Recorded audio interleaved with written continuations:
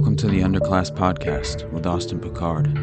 I'm an independent researcher who can't stomach being lied to on a daily basis by the mainstream media, while we live in a fracturing society, launched into parallel realities, falling perfectly onto the two sides of the political spectrum.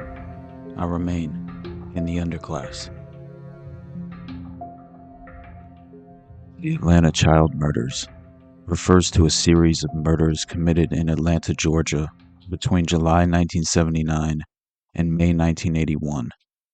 At least 28 African American children, adolescents, and adults had been murdered over the 2-year period. Strangely enough, the alleged Atlanta child murderer, 23-year-old Wayne Williams, who still maintains his innocence to this day, was arrested, convicted, and ultimately sentenced to 2 consecutive life terms for the murder of only 2 adults. Authorities have since attributed a number of the child murders to Williams, and after the verdict in February 1982, the Atlanta Police Department closed 22 other cases. Wayne Williams was never tried or charged for any of those crimes. Over 40 years later, we're still left asking the same inevitable question: who killed Atlanta's children? According to FBI studies, a historical look at the FBI's counterintelligence and espionage cases, ATKID, the Atlanta child murders case, from 1979 to 2004, Susan E. Lloyd documents the crucial details of the original investigation, providing us with a chronological introduction to the case. When the first murder associated with the Atlanta child murders case occurred in July 1979, it made little impact on the news cycle of the bustling city known as the Hub of the South. By the time the body of the last victim was found in late May 1981, news about the case dominated not only local headlines, but international headlines as well. Someone was killing Atlanta's African American youth. 14-year-old Edward Hope Smith had been missing for 1 week when his body was found on July 28, 1979, in a vacant lot in southeast Atlanta. He had been shot.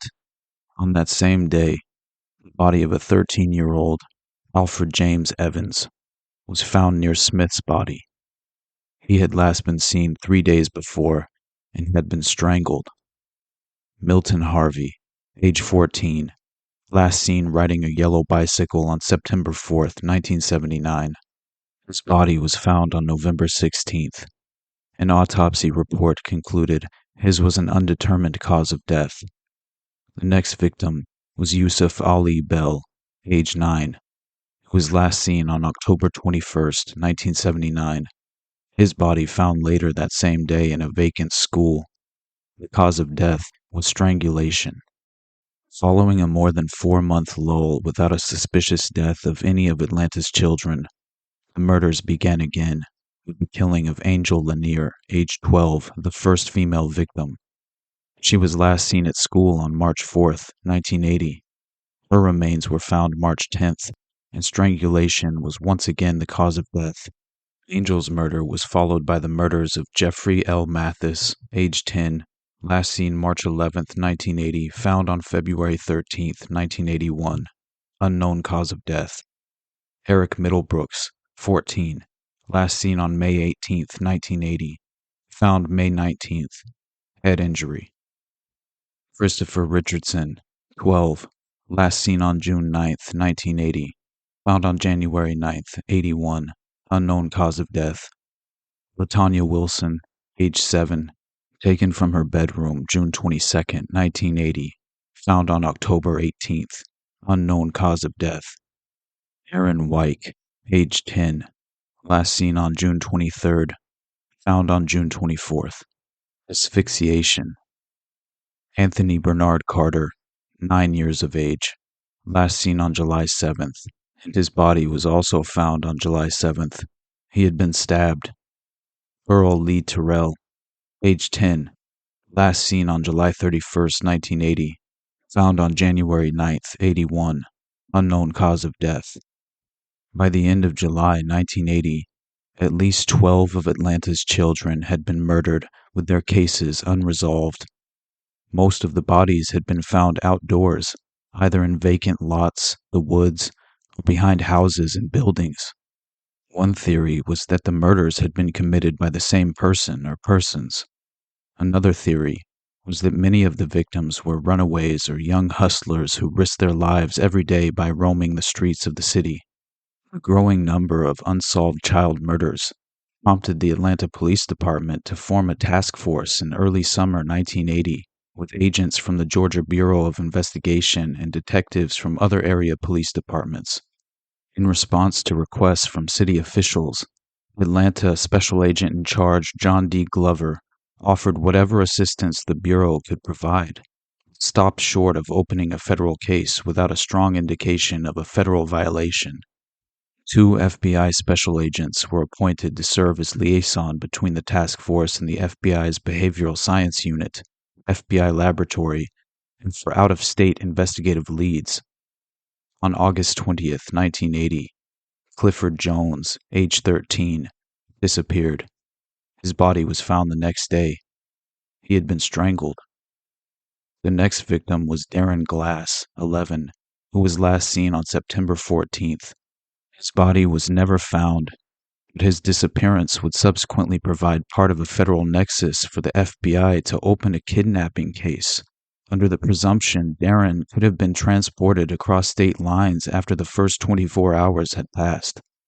The next victims were Charles Stevens, age 12, who was last seen on October 9th, 1980, and whose body was found the next day, October 10th, and Aaron Jackson, age 9, last seen on November 1st. Aaron's remains were found on the banks of Atlanta's Chattahoochee River on November 2nd, 1980, the first victim to be found in or near a body of water. Charles had been strangled, and Aaron had been asphyxiated.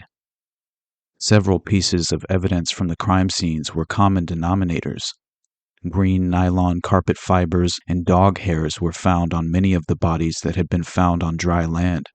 At some point, presumably in October 1980, information about the carpet fibers and dog hairs was leaked to the Atlanta Journal-Constitution, which wasted no time in publishing it. Soon, the pattern of disposal changed, and bodies were instead dumped unceremoniously near or into either the Chattahoochee River or the South River. On November 6, 1980, 2 days after the presidential election, which Georgia native Jimmy Carter lost, Attorney General Benjamin Civiletti directed the FBI to open a preliminary investigation. At that point, 4 African American children were still missing. On November 17th, a major case investigation known as ATKID was officially opened. The Bureau mandate was to conduct an independent investigation while simultaneously assisting the local task force with manpower, guidance, and technical assistance. In yet another unusual twist of fate, according to an article published in Time, March 8, 1982, with the title, A Web of Fiber and Fact, as the media coverage of the killings intensified, the FBI conveniently predicted that the killer might dump the next victim into a body of water to conceal any evidence. Police staked out nearly a dozen area bridges, including crossings of the Chattahoochee River. During a stakeout on May 22, 1981, detectives got their first major break when an officer heard a splash beneath a bridge. Another officer saw a white 1970 Chevy station wagon turn around and drive back across the bridge. 2 police cars later stopped the suspect's station wagon about a half-mile from the bridge. The driver was 23-year-old Wayne Bertram Williams, a supposed music promoter and freelance photographer. The Chevrolet wagon apparently belonged to his parents. After questioning him about his involvement in the unprecedented string of child murders in Atlanta over the 2 previous years, Williams was released. He was arrested 1 month later on June 21st, 1981. This week, we find ourselves yet again at the precipice, as the existential dread sets in, relegating us to this powerless position within the inverted moral landscape. The malignancy of our fate binds us to the victims of this overshadowing darkness, and as we bear witness to the unimaginable betrayal of the most vulnerable among us, we unintentionally encounter the very embodiment of evil in the form of a malevolent organization operating as an underground network or sinister enterprise, blending together covert intelligence operations, organized crime, drug trafficking, arms smuggling, pedophilia, sexual blackmail, and even ritualized murder used in the systematic production of snuff films. The problem of ritual abuse and mind control has not gone away. If anything, it has metastasized, spreading like a disease, while fundamentally reshaping the moral framework of modern society. The tragic tale of the Atlanta child murders provides us with an unexpected window into the politically connected pedophile underworld involving child prostitution and pornography rings operating in Atlanta at the time. Was Wayne Williams the Atlanta monster, solely responsible for at least 24 of the 30 victims officially acknowledged by the authorities? Or was he just another plausible patsy, forced to take the fall for a much wider network of human compromise? The surveillance on the bridge was covert. I remember sitting in the car, the radio squelch broke, and I heard something about a splash. It was 3 in the morning. They looked up on the bridge and they can see headlights. They had pulled someone over. I said, "Do you know why we pulled you over?" And he goes, "Yeah, it's got something to do with those missing kids." July 29, 1979, police find the badly decomposed bodies of 2 teenagers. Next thing you know, another body. It didn't become the story it should have been until there were 9 young people who were dead. Black children were missing. Been missing since. Missing. Okay, now this is going to get bad. The killings accelerated in pace. Kids are disappearing once a month. Maynard Jackson went up to the White House and said, "I want every living FBI agent on the planet in Atlanta." It had to be somebody the kids knew and trusted. He was the connection. Who is this guy, Wayne Williams? We found the killer, and that's it. But that really wasn't it. You had people saying that this has to be the Klan or this has to be some crooked cop, but nobody really knew anything. They didn't follow those leads. They chose Wayne. This could have turned into a riot because people were that angry. Elected officials did not want this case to go on. The families never had any closure. We have begun going through evidence to see if there's anything that was never tested. We have an obligation to ensure that every investigative lead is followed. I want to know who killed Curtis. I'm not going to stop because I'm a warrior. This vulnerability that at any moment you could be stolen. We come from stolen people. That's deep in our psyche. Do what should have been done. Solve the cases. It's one of those memories you have of Atlanta. You really wish you didn't have it.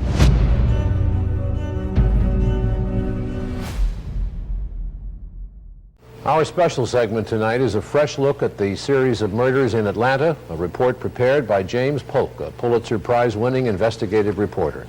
In it, Polk describes how little is known about one of the longest series of unsolved murders in the country's history. Aaron Jackson Jr. was among the youngest, only 9 years old. Luby Jeter was 14, Timothy Hill, 13. Patrick Baltazar, 11. For almost 2 years, the bodies have kept coming out of Atlanta's rivers and woods, and week after week, police speak of sorrow and sympathy, but not a solution. It's just a tragic, horrible nightmare that we're going through. We're not in a position today to make an arrest. There are cases in history that have gone on much longer than this has. At Police Task Force headquarters, there are 27 faces on the wall, 26 murdered, 1 missing. The killer? There is a handful of sketches, no one the same, no one certain to be the person police want. Almost a year after the task force was set up, police can't answer who or why. They don't know how or where or even how many of the black victims may have been killed by the same person. One investigator says even if the killer walked in the door and confessed, there is not enough evidence now to convict him. A half dozen of the cases may be isolated, unrelated homicides, the victims found near home, killed perhaps by family or friends. But somewhere in the city of Atlanta, there is a person who has killed 15 or 20 boys and young men. The district attorney keeps a chart on the wall with names of the dead and room for more. With my theory, the person is not abducted, not kidnapped, not snatched off the street at that particular time, but is willingly going with somebody for something, at least at the instance they get in the car. They're going to make some money, or they're going to meet somebody. They're going starting off willingly. Like many victims, JoJo Bell, 15, was a child of the streets, always in need of money. He worked for his supper once in a while at the seafood carryout and always asked the owner to give him a ride home. He wouldn't walk the street at night because of the killing. You know, they used to joke about it. You know, I ain't gonna let the kids snatch me. But someone did. Yeah, somebody did. Bell had been a basketball buddy of Timothy Hill. Hill spent his last known night at the seedy shack on Gray Street, the home of a 63-year-old homosexual called Uncle Tom. None of the victims has been found sexually abused, but the obvious question intrigues investigators.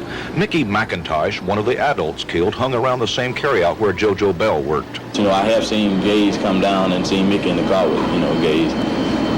They would be dressed all up and stuff. They'll come by here and sometimes look for Mickey. Atlanta's safety commissioner will say only what he doesn't know. Where we are in the investigation right now is we do not know the person or persons that are responsible, therefore we do not have the motive. The killer seems to taunt police and read press clippings. After a well-publicized but futile search along a road in an outlying county, the next child strangled with a rope was dumped there. And when a suburban police official criticized Atlanta's investigation, a child choked to death was left just inside that official's county line. After a press report that police had found fibers on some of the bodies, 6 of the last 7 victims have been dropped into rivers, all stripped to their undershorts or less, possibly to wash away evidence. NBC News has learned in some cases the synthetic fibers were found on victims' clothing hanging in closets at home, indicating those children may have visited their killer at times before their death. But authorities have had this secret evidence for weeks, and it still has not led to the killer. Police are undermanned, and there is grumbling in the ranks. One patrolman is quoted, "They don't tell us anything. It seems like they don't trust us." The murder investigation is being run by a 103-person task force. One official concedes it's not even certain what to tell the cop on the beat to look for. The investigation seems beset by friction and frustration. We're going to solve the cases. That's our resolve. The only unanswered question right now is when. Meanwhile, at the cemetery, the dead, Bell, Hill, McIntosh, are being buried faster than the cemetery can supply grave markers with their names. Sadly, some officials concede Atlanta is unlikely to catch the killer unless he keeps on killing. I will say that there's a better chance to catch him if he doesn't stop. James Polk, NBC News, Atlanta. Funeral services were held today for 15-year-old Joseph Bell, the 24th victim in Atlanta's child slayings. And as Bruce Hall reports, a woman reportedly is now telling authorities about a man she links to some of the crimes. A variety of sources say that a Miami woman now claims that she was told about several of the Atlanta killings before they occurred. The woman, who has not been publicly identified, was the source Roy Ennis referred to yesterday when he announced that he had discovered the link that would break the Atlanta murders case. She said the killer is a former boyfriend who hates children. She said she did not believe his stories about the killings until he told her that 21-year-old Eddie Duncan and 21-year-old Larry Rogers would be killed next. A few days later, Duncan and Rogers were killed. She also claims that the killer, who is black and used to live in Miami, says that he delivered some of the children to whites to be killed. Authorities will not say whether they believe the woman, but they are pursuing the story vigorously. However, the mother of one of the slain black children says that she has been shown the photograph of the man the Miami woman claims is the murderer. Annie Hill says she recognized the man. He been in the neighborhood walking. And because of this and one thing, because I done see them more in one time. Well, when I see them, he'd be walking up, down the sidewalk, and he attended, the boys club, and he was at the A&P store. Police sources say the theory that many of the youngsters were recruited by homosexuals for sexual favors is the strongest motive investigators now have for the killings. Other officers say they're investigating a report that Michael McIntosh, the 23-year-old victim found in the river earlier this week, may have been involved in recruiting children for homosexuals. The head of the Atlanta office of the FBI, John Glover, and Public Safety Commissioner Lee Brown met this afternoon for 2.5 hours with Roy Innes.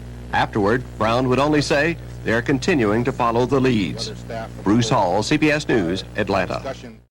Our story begins with the introduction of Yesterday's Shame, written by Cisco Streetlove, who by all accounts was tragically found murdered in early 2016 after working closely with former Congresswoman Cynthia McKinney in a joint effort to further investigate the Atlanta child murders. He first explains that whenever the topic is discussed, the usual response is, yeah, some black kids were killed in Atlanta and Wayne Williams was convicted of murder 2 years later.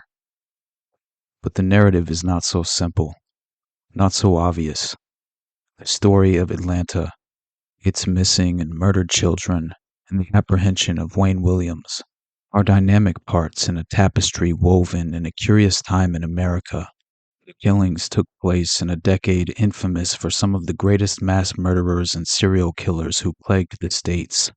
The murders also contrasted Atlanta's image as an ultra-modern New South metropolis against the South's legacy of terrorism against blacks. There were also elements of class, politics, and serious questions about the true nature of the South's premier city. The case began in 1979 with the mysterious murders of 2 black teenagers. It would take weeks to positively identify one of the victims, nearly 2 years to confirm the identity of the other victim. Like a queer song, the case continued with dramatic notes and climaxes. Before long, more than 20 youths were missing, then found murdered. The sad song strung along for roughly 2 years, seemingly ending in the spring of 1981. Before Wayne Williams was brought to the public's attention, the Associated Press and TV networks ABC, CBS, and NBC divulged sordid, twisted elements regarding the case. The victims knew each other and came from the same neighborhoods or schools. Several were linked to a single seafood restaurant. Many were tied to not one, but several pedophiles and likely were exploited by a citywide child pornography syndicate. Suddenly, the case wasn't solely about poor black children being preyed upon in the inner city. March 15th, 1981, 2 months before the bridge incident over the Chattahoochee River and 3 months before the arrest of Wayne Williams, the New York Times published an article with the title, "Investigators Feel Many Killers Separately Slew Atlanta Children." Law enforcement officials and forensic scientists now theorize that fewer than half, and possibly only a handful of the 20 black children who have been found slain here since July 1979 were victims of the same killer. After months of investigating a case that now appears to be much more diffuse and complicated than originally thought, officials believe that as many as 9 or 10 killers acting separately, and perhaps for different reasons, might be responsible for the disappearances and deaths of the 18 boys and 2 girls who ranged in age from 7 to 16 years old. 2 other boys, one 10 and the other 16, are officially missing and feared dead. According to officials interviewed in recent weeks, the clearest pattern has emerged with the last several deaths. It suggests that if a determined stalker was not loose in Atlanta before late 1980, one is now. In part, perhaps because of publicity about the killings. Dr. Joseph Burton, the medical examiner of DeKalb County, claimed, "I'm not at all sure that we had a single killer methodically snatching children at the beginning of all of this, but if that man didn't exist then, we have created him, and he is killing now. We are dealing with a suddenly rising number of cases that are connected, while there is no prevailing theory to explain the killings that seem to be related. Police are investigating the possibility that a few of the children, including some who knew one another, may have sold sexual favors to one or more men. The police also say they have some indication that sexual gratification may have been a motive in a few of these slayings. Scientists at the Georgia State Crime Laboratory have linked 6 or 7 deaths, including the more recent ones, through synthetic textile fibers of various colors found on the victims' bodies or in their clothing. The laboratory officials said they considered the fibers, perhaps from the carpeting of a van, to be significant evidence. But other law enforcement officials say the victims themselves may have been the source of the fibers and that the fibers are of questionable value. It's literally a thread, one official remarked. The investigators have suspects or believe they know the reasons for the deaths in as many as 6 cases. Some suspects are relatives or acquaintances of the dead children, but senior police officials say they lack sufficient evidence to make arrests. The late great Dave McGowan dedicated Chapter 21 of his magnum opus, Programmed to Kill, to this case, simply naming the chapter Atlanta, providing the perfect window into this sinister subculture. As the cases of Marc Dutroux and many others have amply illustrated, there can be a very fine line between organized pedophilia and serial murder. Perhaps nowhere was that point more clearly made than in what was at the time America's murder capital, Atlanta, Georgia, during the killings commonly referred to as the Atlanta child murders. By this time, it should not come as any great surprise that the Atlanta killings did not follow the patterns suggested by serial killer profiles. First of all, the victims of the child murders were not all children. 6 of them were in their 20s, and there were many more in that age bracket who should have made the victims list. The list, as the official tally of victims was dubbed, was one of the more controversial aspects of the investigation, and one that needs to be addressed in order to put the remainder of this discussion in context. A number of researchers have charged that the list was subject to constantly shifting parameters, which resulted in a number of victims whose cases appeared to be connected being excluded from the official victim count. Chet Detlinger, a former public safety commissioner and assistant to the chief of the Atlanta Police Department, co-author of the list, maintains that 63 pattern victims were arbitrarily left off the official tally, more than twice as many as actually did make it. He also argues that 25 of those victims were killed after the arrest of Wayne Williams, the purported Atlanta child murderer. The county's chief medical examiner at the time of the killings, Joseph Burton, has said much the same thing. By no means did the deaths of young black children and young black men stop with the arrest and conviction of Wayne Williams. Among the names that were arbitrarily omitted were a number of adult victims. Before March 1981, nearly 2 years after the killings had begun, adults were not deemed to fit the profile and were therefore excluded from the list. After the parameters were changed to allow the first adult victim to be included, 5 more victims in their 20s were added in rapid succession over the next 8 weeks. None of those killed in the prior 20 months, who otherwise fit the pattern, were retroactively added. Similarly, many female victims were excluded, even though 2 of the earliest list victims were young girls. A number of young boys were excluded as well, for reasons that appear to have been entirely arbitrary. There is a considerable amount of uncertainty, therefore, as to how many victims there actually were and when the killings began and ended. We will largely focus on the 29 officially recognized victims, though it is quite apparent that at least as many more were deliberately omitted from the list. As Public Safety Commissioner Dick Hand has acknowledged, the list that was created by the task force, in my own personal opinion, was an artificial list.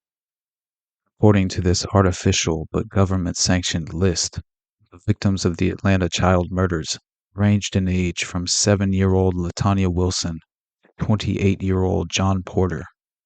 Males and females were both represented, though a large majority were African American males.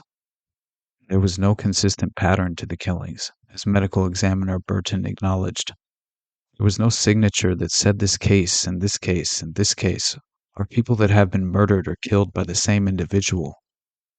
The first victim, 14-year-old Ed Smith, was shot, All the rest were killed with weapons of opportunity. The most common cause of death was asphyxiation, with strangulation a close second. 2 victims had their heads bludgeoned with blunt objects. 2 others were stabbed to death. Another was drowned, and young Aaron Wyke broke his neck after being pushed or dropped from a bridge. 1 victim's body was never recovered, and several others were too badly decomposed by the time of their discovery to determine the cause of death. There was no discernible pattern to the cases that were added to the list, beyond the fact that all the victims were young African Americans who met with violent deaths. As Los Angeles Times reporter and the list co-author Jeff Prue put it, there was no pattern per se that I could really see other than that they were all dead. But while there was no pattern connecting the manner of the abductions and killings, there were a number of troubling connections between the victims, most of whom lived in the same 4 inner-city neighborhoods. Those connections were consistently and seemingly deliberately ignored by the police. It's important for us to understand the role that investigator and co-author of the list, Chet Dettlinger, played within the context of the Atlanta case. According to authors Marilyn Bardsley and Rachel Bell, Dettlinger, an ex-police officer, public safety commissioner, and consultant for the U.S. Justice Department, led a voluntary investigation into the Atlanta murders beginning from 1980 and continuing until Wayne Williams' incarceration. Dettlinger volunteered his services first to the police, who refused him, and later to the mothers who accepted his help to try and put an end to the murders. Dettlinger teamed up with Dick Arena, an ex-crime analyst, and private investigators Bill Taylor and Mike Edwards, along with the help of other volunteers to assist in the investigation. Dettlinger and his group of volunteers completed much of the legwork the police didn't do, including going door to door in the neighborhoods where victims lived and disappeared, asking questions and seeking leads and connections into the murders. What Dettlinger discovered was a definite pattern including all of the victims on the list, and many victims who never made the list. Dettlinger's findings were significant in that they recognized a social and geographic pattern between the victims.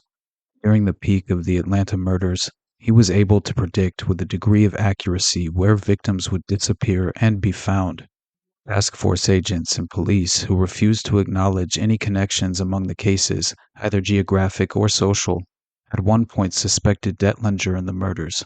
However, he was quickly released when authorities realized the information and knowledge Dettlinger had, in which they lacked, came from their own incompetence, misassimilation of information, and mismanagement with the handling of the investigation.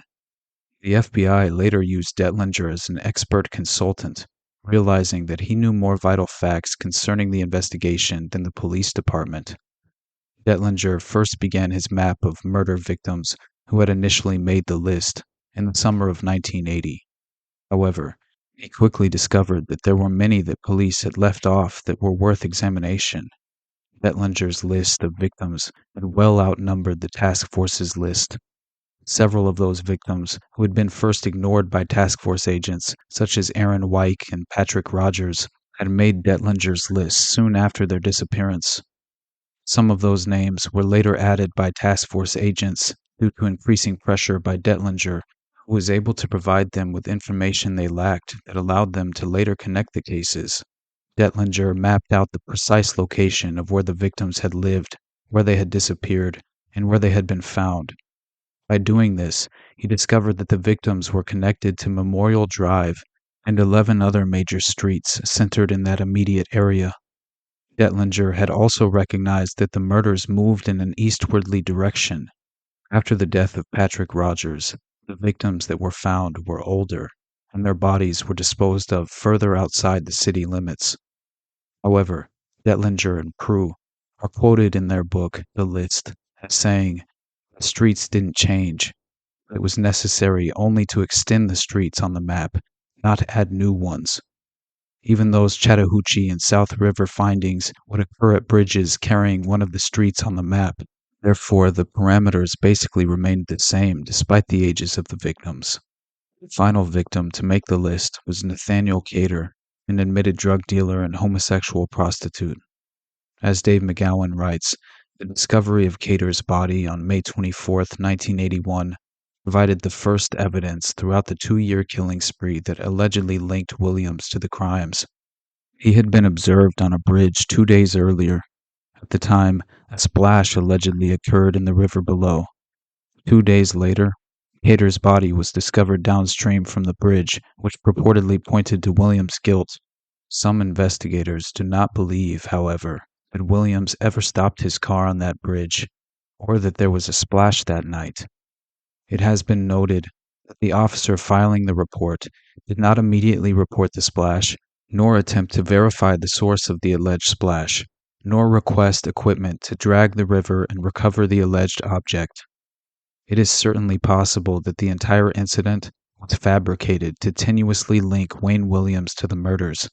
Significantly, the medical examiner was initially unable to ascertain the time of Cater's death, but he later accommodated police by placing it in accordance with the bridge story. No fewer than 4 eyewitnesses, however, came forward to report that they had seen Cater very much alive the day after the alleged bridge incident. That crucial exculpatory evidence was never introduced at trial. Williams' attorneys later claimed that they were never informed of the existence of the witnesses. That claim is rather dubious considering their overall performance at trial.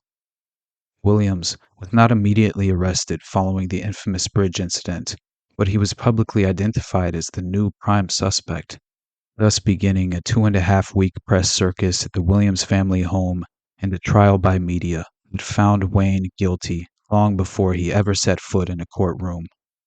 This occurred despite the fact that there was a noticeable lack of evidence tying Williams to any of the murders.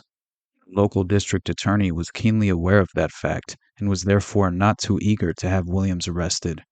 The FBI, however, along with federal and state officials, had no problem with pinning all of the murders on Williams. Local authorities were duly pressured into making the arrest. Completely ignored was the rather obvious fact that the suspect did not bear even a passing resemblance to any of the witness descriptions on file with the task force or to any of the composite sketches that had been created. Though publicly branded the Atlanta child murderer, Wayne Williams was indicted and he faced trial for the murders of 2 adults, Nathaniel Cater and Jimmy Payne. He was never indicted for the murders of any of the children that were slain. Evidence of their murders was allowed into court, however. Despite the fact that there was never enough evidence to build a case against Williams for the crimes, the trial judge allowed testimony about 10 other killings. As outraged Georgia Supreme Court Justice George Smith later noted, Williams assumed an unenviable position as a defendant who, charged with 2 murders, was forced to defend himself as to 12 separate killings. Besides that inflammatory testimony, which would have been disallowed in any legitimate courtroom, the state's case was built almost entirely on highly suspect fiber evidence. That evidence, purportedly the strongest element of the prosecution's presentation, had seemingly been planted to provide the state with some semblance of a case. It was claimed, for example, that fibers from Williams' car were found on one victim who had disappeared before Williams had even purchased that car.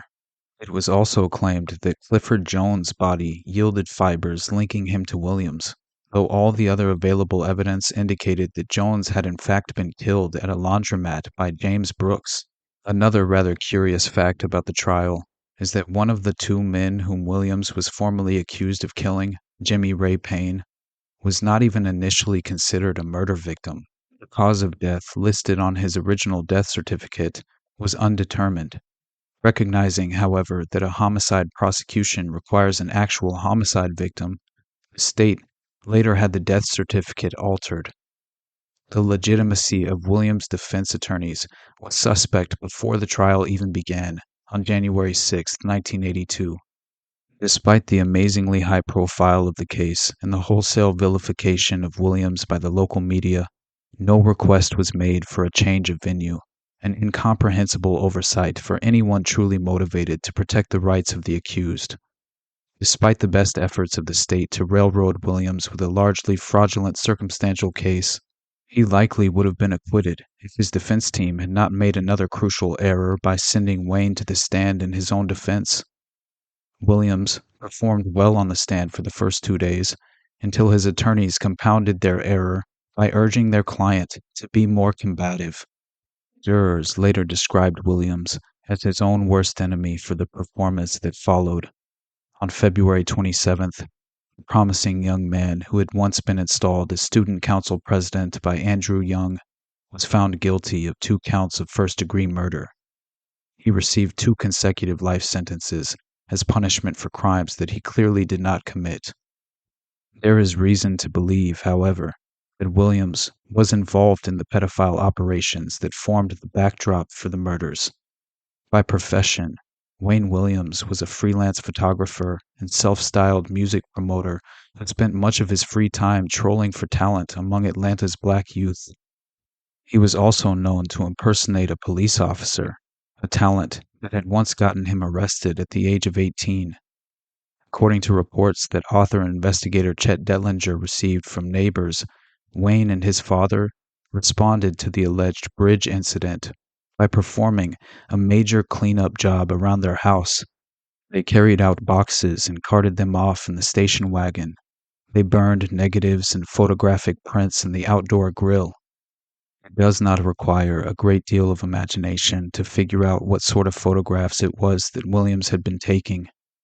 Nevertheless, there is no evidence to suggest that Williams was responsible for the deaths of Nathaniel Cater or Jimmy Payne, let alone the other 22 victims whose murders were declared solved following his conviction. Even before the trial began, there were clear indications that the state considered all the killings solved. The trial of Wayne Williams was a complete and utter miscarriage of justice, a staged performance with a preordained outcome.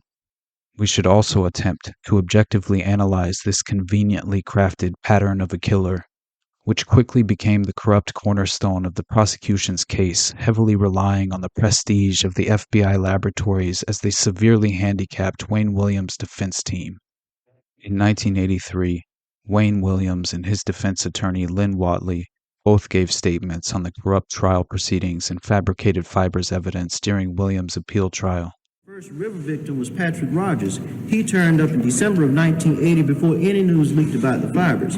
After that, victims turned up on land, some were in water.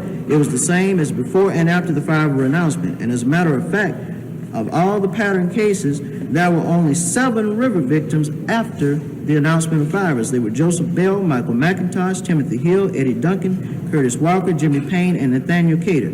Every other victim in this case was found on dry land, so we question, how can the prosecutor use the facts that, well, Payne and Cater turned up in the water to say we have a pattern?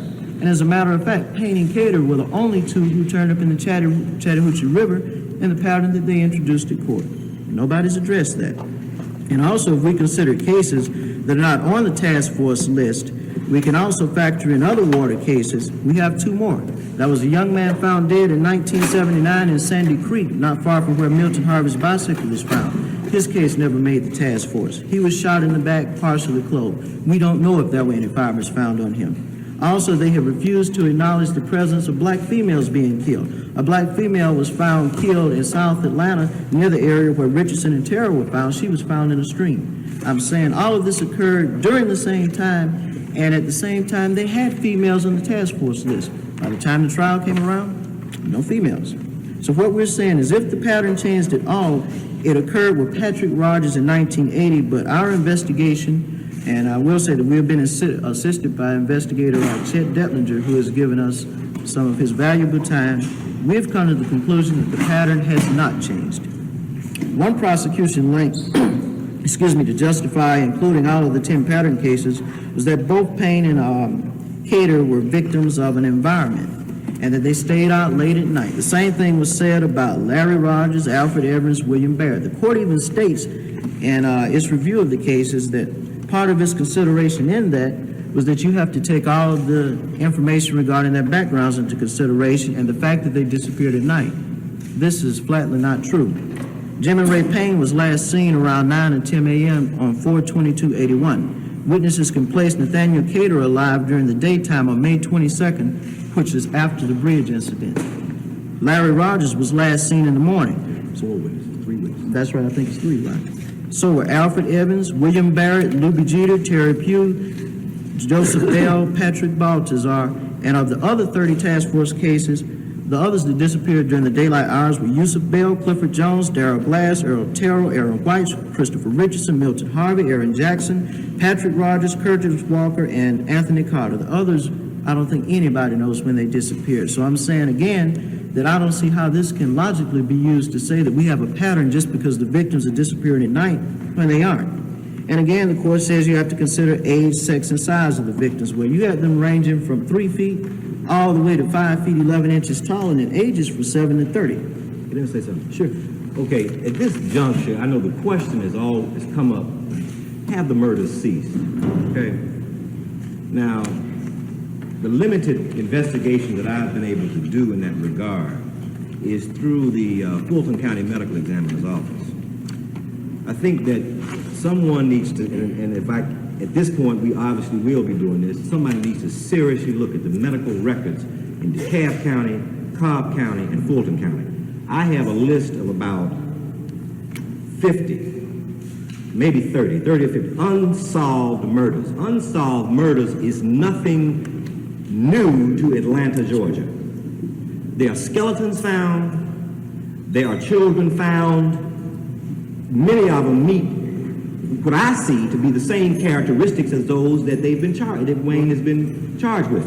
Now, if you talk to the medical examiner, they might tell you, well, it doesn't fit the pattern or this particular pattern or whatever. Now, maybe they say it's fibers. Now, the problem is I don't have access to the crime lab. That's part of the prosecution arm, so I don't know what fibers were taken off what bodies. So I'm limited, okay? But I know that I went personally to the Fulton County Medical Examiner's Office, and there are unsolved murders of children in the Fulton County medical records that have been before this case, during this case after Wayne was arrested, and are still now. There are unsolved murders. Now that's, maybe the prosecution has later on solved them and the records are incorrect. Okay, I don't know. Okay, there are skeletons found. I don't know if fibers were found in those bodies, but what makes it a pattern? If somebody is hung, because the pattern here shows people who are shot, stabbed, bludgeoned, choked, the whole range of it. Asphyxiated, whatever. Asphyxiated, the whole range. Sure. Now, I know they talk about asphyxia as whether or not probable asphyxia is not the same thing as unknown cause of death. Ask the medical examiner that. Was that not a new terminology that was used for this case? Probable asphyxia. Ask that question. I don't know necessarily, but that's my own belief from what I have been able to find out. And Lan, let me reiterate what he said. I've got some specifics because, again, the information that Lan has, due to some problems we had with the copy machine, we didn't have it. Let's talk about a few of the murders that occurred during the task force cases that are not on the list. Angela Bacon, black female, 15, killed on Georgia Avenue near Captain Pegg's. She has possible links to other case suspects, and she lived in the same area that 5 victims lived in, that frequented the area, and also where a 6th victim was found dead. 1979, unidentified black male, teens found shot to death, Melvin Drive, southwest Atlanta, not far from where victim Edward Smith's apartment was. Investigators found a necktie wrapped around his neck. Edward Smith and Alfred Evans were found dead 2 streets west of there on Niskey Lake, and Smith had also been shot. Unidentified black male, 1979 and 20s, found in Sandy Creek. That was the one I discussed earlier. 1978, an unidentified skeleton of a young male was found behind the church on Tecali Drive, southwest. Gunshot wound to the head, no further information. During the same period, Atlanta police and various police jurisdictions in this area recorded the deaths of 28 young black females. Every one of those is open to this day. Since my arrest, summer 1981, the decomposed body of a young teenage black female found strangled on I-20. Summer of 1981, 15-year-old black male found shot on Westlake Avenue in front of home. No further information. Summer of 1981, the 21-year-old uncle of murder victim Curtis Walker was found dead. No further information. 1981, a relative of Terry Few was found murdered, male, no further information. Winter of 1983, the skeletal remains of a 21-year-old youth reported missing a few weeks after my trial ended was found on Boulder Park Drive, southwest. No further information. Winter of 1982-83, dismembered body of a black male teenager found in a vacant lot in northeast Atlanta. No further information. Winter of 1983, the skeletal remains of a black female reported missing The fall of 1981 found down the street from where victim Terry Pugh was found in Rockdale County. And it's sad to say, but we do not have any information on who is still missing at this time. However, there is one case that was brought to our attention in addition to Darren Glass's outstanding. Atlanta police since 1978 had the open case of a young man who was found, or who is still missing from the West End area. We have no further information. So, as you can see, there are definitely homicides that need to be investigated, and all we're saying is that we want the chance to get in court and deal with this information. So, I'm not saying that these cases have not been investigated, and I'm not criticizing, law enforcement or anybody. All I'm saying is that the way I see it, these matters are relevant. They're relevant to the prosecution of Wayne Williams. When 28 young adults have been murdered and those cases have been closed, and as I look through the Brady materials that I've been given on each one of those cases, I can't see how you can close those cases on Wayne Williams with the kind of information that's in these Brady files. It's incredible. The initial trial began on December 28, 1981. Authors Marilyn Bardsley and Rachel Bell explained that the jury was composed of 9 women and 3 men. 8 jurors were black and 4 were white. They were sequestered for the duration of the trial. Opening arguments began in the first week of January 1982. The defense team was severely handicapped by lack of funds and woefully insufficient time to interview hundreds of prosecution witnesses. They did not have the money to employ the quality of expert witnesses to rebut the vast laboratory findings of the FBI and Georgia Crime Bureau. Furthermore, the body of forensic evidence on fibers was an order of magnitude greater than what the defense had expected. The cornerstone of the prosecution's case was the fiber evidence, which was highly technical and carried with it the prestige of the FBI laboratories. To successfully cast doubt on the fiber evidence, expensive, very high-caliber expert testimony would have been required. Williams' defense team simply didn't have that kind of money. Also, even though the defense team knew that the prosecution was going to bring in other cases besides the deaths of Cater and Payne, they didn't know how many and which cases would be introduced. For a defense team short on time and short on money, this was a real problem. Detlinger, who was on the defense team, states, "During the trial, we didn't know who the next witness presented by the state would be, or what he or she would be testifying about." The Brady Files is the body of information collected by the police and other forensic experts that points towards the innocence of the accused. By law, the prosecution must turn those Brady Files over to the defense before the trial begins. The arbiter of what would be included in the Brady Files and when it would be turned over was Judge Clarence Cooper, the DA's former protege. Not surprisingly, the Brady Files were withheld until the last possible minute. For example, 39-year-old Jimmy Anthony was a neighbor who had known Nathaniel Cater and claimed to have seen him on the morning of May 23rd, the day after Williams was pulled over for supposedly throwing Cater's body off the bridge. Anthony said Cater told him that he had found a new job. One might suspect that Anthony was mistaken about the time that he had last seen Cater. Yet, 3 other witnesses, one who had known Cater well, had also seen him after the bridge incident. Not one of these witnesses would later have a chance to testify in the Williams case. The jury would not be informed of the 4 witnesses who had seen Nathaniel Cater, as well as many other important suspects and witnesses connected with the case that would have cast doubt on Williams' guilt. Regarding the time of death of Nathaniel Cater, the defense brought in its own expert who lost credibility when he announced that Cater had been in the water for at least 2 weeks. Cater had not even been missing for 2 weeks. A similar thing happened when the defense's expert estimated Jimmy Payne's death. A brilliant long-form article can be found published at thehotstar.net by Simon Dovey, author of the invaluable Eye of the Chicken Hawk, who effectively organized much of the source material required to gain a comprehensive understanding and conceptual outline properly illustrating the detailed connections linking together many of the victims in the Atlanta child murders. Much of the information used in this article was found at cavdef.org, an excellent resource for the investigation into organized human sex trafficking rings. According to Simon Dovey, running through the list of connections amongst the victims sends a chill down the spine, and is perhaps the best way to demonstrate these murders were not what they seemed.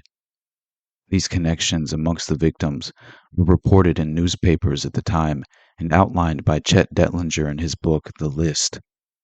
Earl Terrell, disappeared in July 1980, was last seen leaving a public swimming pool located across a road from where a white pedophile named John David Wilcoxon lived. A 15-year-old unidentified witness told investigators Earl Terrell had visited this man's home on several occasions, along with another boy. This other boy, another black teenager whose name was redacted from police reports, told police he would go to John Wilcoxon's house to be paid for sex and photographs. He said Wilcoxon would pay him to bring younger boys to the house for this purpose, and that he and two others had taken Earl Terrell there on several occasions. The boy mentioned two associates of John Wilcoxon, Frank Hardy and Lionel St. Louis. The name of another boy involved with these men, a 14-year-old named Luby Geeter, who would become victim number 18. These witness statements led to an investigation into John Wilcoxon and his two associates, and the subsequent seizure of approximately 2,000 to 4,000 pornographic photographs of boys, as well as films showing the men engaged in sex with boys. Police described their discovery as a child molestation ring of staggering proportions involving hundreds of children. This is when the cover-up began. In March 1981, the Atlanta Constitution reported that the child sex ring had been uncovered during the course of the investigation into the missing Earl Terrell, though stated there was no connection between these pedophiles and the child slayings. However, the same newspaper then reported a month later in April the child sex ring had been stumbled across during a routine burglary investigation linked to a third man, Lionel St. Louis. This was reiterated once more in May in a follow-up article, which completely severed all association between the child sex ring and the child murders, stating only white boys had been used in the ring. This was the official position of Atlanta PD in contradiction of their own internal reports, to which Chet Detlinger had been privy. This was in spite of the fact a black teenager testified against John Wilcoxon at his trial.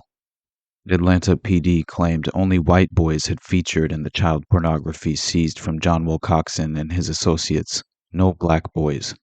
However, a police recruit named Kenneth Lawson, who had carried boxes of photographs seized from the homes of these pedophiles, claimed there had been photos of black boys, and these boxes had been delivered to the office of the commander of the task force formed to investigate the child murders, Morris Redding. Later, when those boxes were carried from his office, all the photos of black boys had been removed. Morris Redding would later be promoted to chief of police by Mayor Andrew Young, who will figure into the case later. The link between the Earl Terrell investigation and the child sex ring was clearly covered up. Why it was covered up is less clear, perhaps for a benign political reason to avoid stoking racial tensions at the time, or perhaps it had something to do with black boys used in the ring, such as Luby Geeter, also having something to do with Challenge School, a juvenile rehabilitation program housed at the historic West Hunter Street Baptist Church, an institution closely affiliated with a powerful group of politicians. The Challenge School for Boys was a state-funded alternative rehabilitation program for juvenile offenders directed by a man named Brandon Southern Jr. that had around 35 offenders aged 12 to 16 enrolled via court order. Despite these limited enrollments, Challenge School can be directly linked to 5 of the victims, and through those 5, almost every other victim. It can also be directly linked to 4 witnesses who provided dubious, if not falsified statements that implicated Wayne Williams in their murders as well. The first victim linked to Challenge School was 10-year-old Jeffrey Mathis, who lived just around the corner from the West Hunter Street Baptist Church and had known the program's director, Brandon Southern, who had been a family friend for many years. Mathis was reported missing on March 11, 1980, after one of his classmates saw him getting into a blue car with a man. This was not the last time he would be reported seen. A security guard named Willie Turner would tell police later that month he'd seen Jeffrey Mathis in a blue Nova with a white man out front of an adult bookstore on March 17th, not far from where he had last been spotted 6 days prior. Jeffrey Mathis's mother, Willie Mae Mathis, told Chet Detlinger in 1980 that her daughter had been approached by a man driving a blue car in front of their home a few days after her son's disappearance. At that time, Miss Mathis indicated this man had been someone she'd known, not Wayne Williams. Later, during Wayne Williams' trial, she would tell the media the man in the blue car had been Wayne Williams, and that he'd driven by the house on the night of her son's disappearance, not 3 days after. The second Challenge School-linked victim to go missing was 14-year-old Luby Geter, a boy who had been named in the Earl Terrell child sex ring investigation. Geter had been friends with boys enrolled at Challenge School and frequently visited them there at the West Hunter Street Church. Geter went missing on January 3, 1981. The same month, Atlanta PD claimed they'd stumbled upon the child sex ring during a routine burglary investigation. Geter was last seen near a shopping center, where, according to his older brother, he made over $20 a day hustling. A Challenge School student named Daryl Davis told police he'd seen Geter get into a white Oldsmobile with a man unknown to him near the shopping center on January 2nd. Davis was called as a witness for the prosecution during Wayne Williams' trial and testified that the man had in fact been Wayne Williams. In August 1980, this same Challenge School student had filed a police report stating he'd been abducted by 2 black males in a blue car. During the trial, however, Davis changed this to one black male, Wayne Williams, who he claimed had abducted him, fondled his genitals, but then let him go.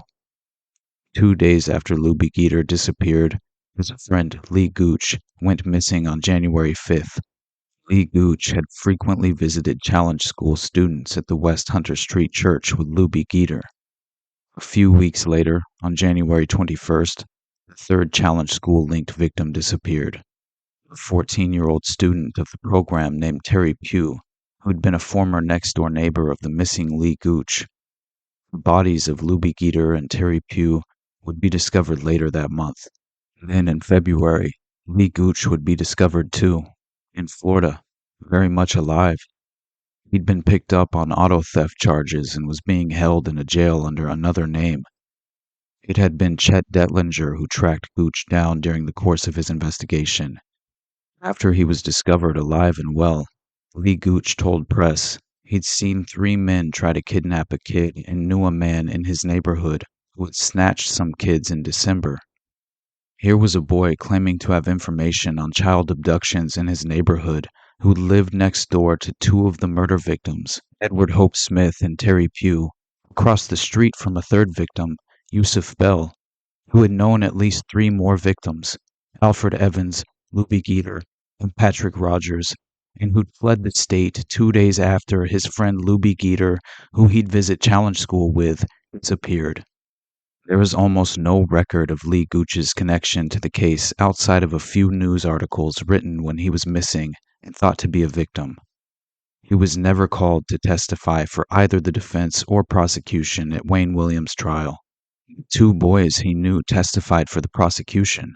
The aforementioned Challenge School student Daryl Davis, in addition to his 2 other testimonies that implicated Williams, also testified he'd seen Wayne Williams at Terry Pugh's funeral.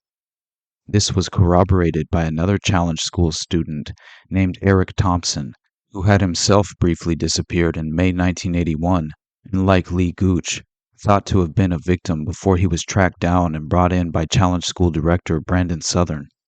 During the trial, Chet Detlinger tried to speak with Brandon Southern about the statements his students were making, but learned that Southern had been recently fired as director, a position he'd held for over a decade, and was told Southern had gone into hiding. In March 1981, the 4th Challenge School-linked victim disappeared, a 20-year-old named Larry Rogers, who was the older brother of a Challenge School student. Later that month, the fifth challenge school-linked victim also disappeared, a former student of the program named Michael McIntosh, 23, who was last seen by a local business owner looking severely beaten and crying, complaining he'd just been attacked by a group of blacks. Michael McIntosh had known another victim who would later disappear in May, Nathaniel Cater, 27. According to witnesses, the two had worked in the same labor pool together and hung around a gay bar called the Silver Dollar Lounge. Nathaniel Cater was one of the two adult victims Wayne Williams would be put on trial for killing. His body was pulled from the Chattahoochee River on May 24th, where Wayne Williams had been accused of dumping it in the early hours of May 22nd, where he'd been stopped by police after crossing one of its bridges around the time an officer had heard a splash. After Williams had been charged with Nathaniel Cater's murder and became a well-publicized suspect for the other killings, one of Nathaniel Cater's neighbors, a woman named Margaret Carter, gave a television interview in August in which she claimed she'd seen Wayne Williams with Nathaniel Cater in a park near her apartment complex on May 25th, the day after Cater's body had been pulled from the river. That neighbor was the mother of a challenge school student named Bobby Carter, who would testify as a witness for the prosecution at Wayne Williams' trial. In her testimony, she changed the date she'd spotted Williams and Cater together from May 25th, which was impossible, to May 22nd, still impossible according to the prosecution's contention. Williams had dumped Cater's body in the river in the early hours of that morning. 5 boys or young men directly linked to challenge school were murdered: Jeffrey Mathis, Luby Geter, Terry Pugh, Michael McIntosh, and Larry Rogers. 3 witnesses directly linked to challenge school modified statements which implicated Wayne Williams as a suspect: Willie Mae Mathis, Daryl Davis, Margaret Carter, and the 4th corroborated one of their statements, Eric Thompson. Luby Geter, Terry Pugh, and their friend Lee Gooch, who'd fled the state, all disappeared in January 1981. The same month, Atlanta PD claimed a routine burglary investigation led to the bust of a child sex ring, which we now know had actually been uncovered during the course of an investigation into the missing Earl Lee Terrell via statements made by 2 unidentified witnesses, statements which had named 14-year-old Luby Geter as a boy being paid by the ring to procure younger boys, like 11-year-old Earl Terrell. 2 months after this, in March, 2 young adults linked to challenge school disappeared as well: 23-year-old Michael McIntosh and 20-year-old Larry Rogers. These 2 older victims were involved with another child sex ring linked to some of the younger victims. Michael McIntosh knew a younger victim named Joseph Bell, 15, who also disappeared in March. Joseph Bell was friends and neighbors with another victim named Timothy Hill, 13, who went missing in March as well.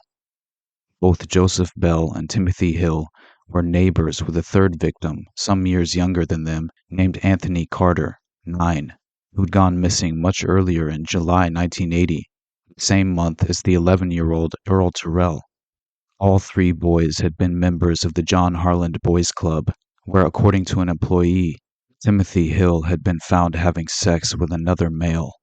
It is unclear if this had been a euphemistic way of stating raped by another man, which had been how Timothy Hill's mother had put it in reference to an incident in Timothy's past. Timothy Hill was reported missing on March 13th, last seen by his younger sister getting into a taxi with a man who she said smeared a mud-like substance on Timothy's face. A friend of Timothy Hill's told investigators the 2 of them would often visit a house at 522 Gray Street, owned by a 63-year-old pedophile named Tom Terrell, no relation to victim Earl Terrell, where the boys would be paid for sex. A friend said one of these men, a 34-year-old security guard named Larry Marshall, taken him and Timothy Hill to a Salvation Army store on March 9th with the intention of robbing it. The security guard had let Timothy inside, but when he returned, he was crying and said somebody had anally raped him. If you can believe it, the security guard, Larry Marshall, had been employed by Wackenhut Corporation, a security firm notoriously known as its CIA cutout, involved in all sorts of sordid activities during the 1970s and 80s. He became the first real prime suspect before the investigation was focused on Wayne Williams. Marshall was arrested in Connecticut on March 20th at the request of Atlanta PD after having fled the state as he awaited trial on robbery charges. From jail, Marshall told a reporter he'd actually fled Atlanta after a note was delivered to him by none other than victim Timothy Hill. This note, he said, warned him to get out of Atlanta and was signed by the Reverend E.C., notably the first ever reward fund set up for public information on the Atlanta child murders had been the Committee to Stop Children's Murders, CSCM, started in conjunction with some mothers of the victims by a reverend named Earl Carroll, or perhaps Reverend E.C., who claimed to be an assistant pastor from the West Street Baptist Church named Earl Carroll. The pastor of the West Street Baptist Church, Reverend William Borders, denied this association. However, he chaired an event organized at the church by Earl Carroll, who spoke at the event and even introduced Atlanta's chief of police to the pulpit. One of the mothers involved with Earl Carroll's CSCM, Committee to Stop Children's Murders, had been Willie Mae Mathis, the same mother who had known Challenge School Director Brandon Southern and claimed during Wayne Williams' trial she and her daughter had seen Wayne Williams drive by their home on the night of her son's disappearance. Only in the earlier version of that story, she'd told Chet Detlinger it'd been a different man, Reverend Earl Carroll. At one point, Atlanta PD had considered him a suspect and placed around-the-clock surveillance team on him. Earl Carroll had lived about a block away from the house at 522 Gray Street, frequented by Larry Marshall, and where Timothy Hill's friends said the boys were paid for sex. Black and Hunt security guard Larry Marshall had a pedophile roommate named Jerry Thornton. He was given the alias Frankie Mealing in Chet Detlinger's book, who had previously lived at 522 Gray Street with the pedophile Tom Terrell. That house had in fact been one of two owned by Tom Terrell on Gray Street. The other was a ramshackle house at 530 Gray Street that Jerry Thornton would tell investigators and even the media he'd seen at least 10 of the murder victims come in and out of at one time or another. In Atlanta, another body was discovered today, the 23rd. Larry Rogers, a 21-year-old black man, last seen getting into a green car near his home March 30th. He had been listed as missing. Like 11 other recent victims in Atlanta, Rogers apparently was asphyxiated. Meanwhile, the entire investigation has taken a new direction, as Bob Serkin reports. 34-year-old Larry Marshall has been in custody in Hartford since March 30th. He was arrested on a Georgia warrant in connection with an armed robbery attempt. But more important, Atlanta police arrived in Hartford this afternoon to return Marshall to Atlanta after he waived extradition. Police want to question Marshall about his relationship with 3 of the murdered children. Larry Marshall, convicted in the past of robbery, forgery, and running a house of prostitution, lived in this house in the backyard of downtown Atlanta. For several weeks, undercover FBI agents and police have been watching the house and this one a few blocks away. Both reportedly have been hangouts for young teenage boys who police think came here to exchange sex with men for money. How many of the murdered children have you seen around here? About 10 of them. I told the men that day. Jerry Thornton, Larry Marshall's former roommate, identified 10 of the murder victims from pictures shown him by a police investigator, children he's seen in the neighborhood. Among them, 13-year-old Timothy Hill, 11-year-old Patrick Baltazar, and 15-year-old Joseph Bell. Thornton says some of the victims visited him and Marshall during the past year. An acquaintance of Marshall and Thornton is 62-year-old Tom Terrell, who has been convicted 4 times of sex offenses. On March 12th, the day before he was reported missing, Timothy Hill spent the night at Terrell's house. He was here on the 12th because he was supposed to come back on the 13th, and that was my birthday. But he didn't come back? He ain't been back here. If he did, I didn't see him, and I haven't seen him since. Last week, Timothy Hill's body was recovered from a river. He was murder victim number 21. Tom Terrell is being questioned by police. Lee Brown, head of the Special Task Force, denies that sex is a significant factor in the child murders. As far as factual evidence is concerned, there's nothing to suggest to us that homosexuality is any more involved in the killings, any more so than any other conceivable possibility. But the FBI and other police agencies working on the cases have long considered sex the most viable motive in a number of the children's murders. As for the Special Police Task Force, it has a problem, says one source, who adds, some police officials are under pressure to not only solve the cases, but to also protect the reputations of some of the victims. Bob Serkin, ABC News, Atlanta.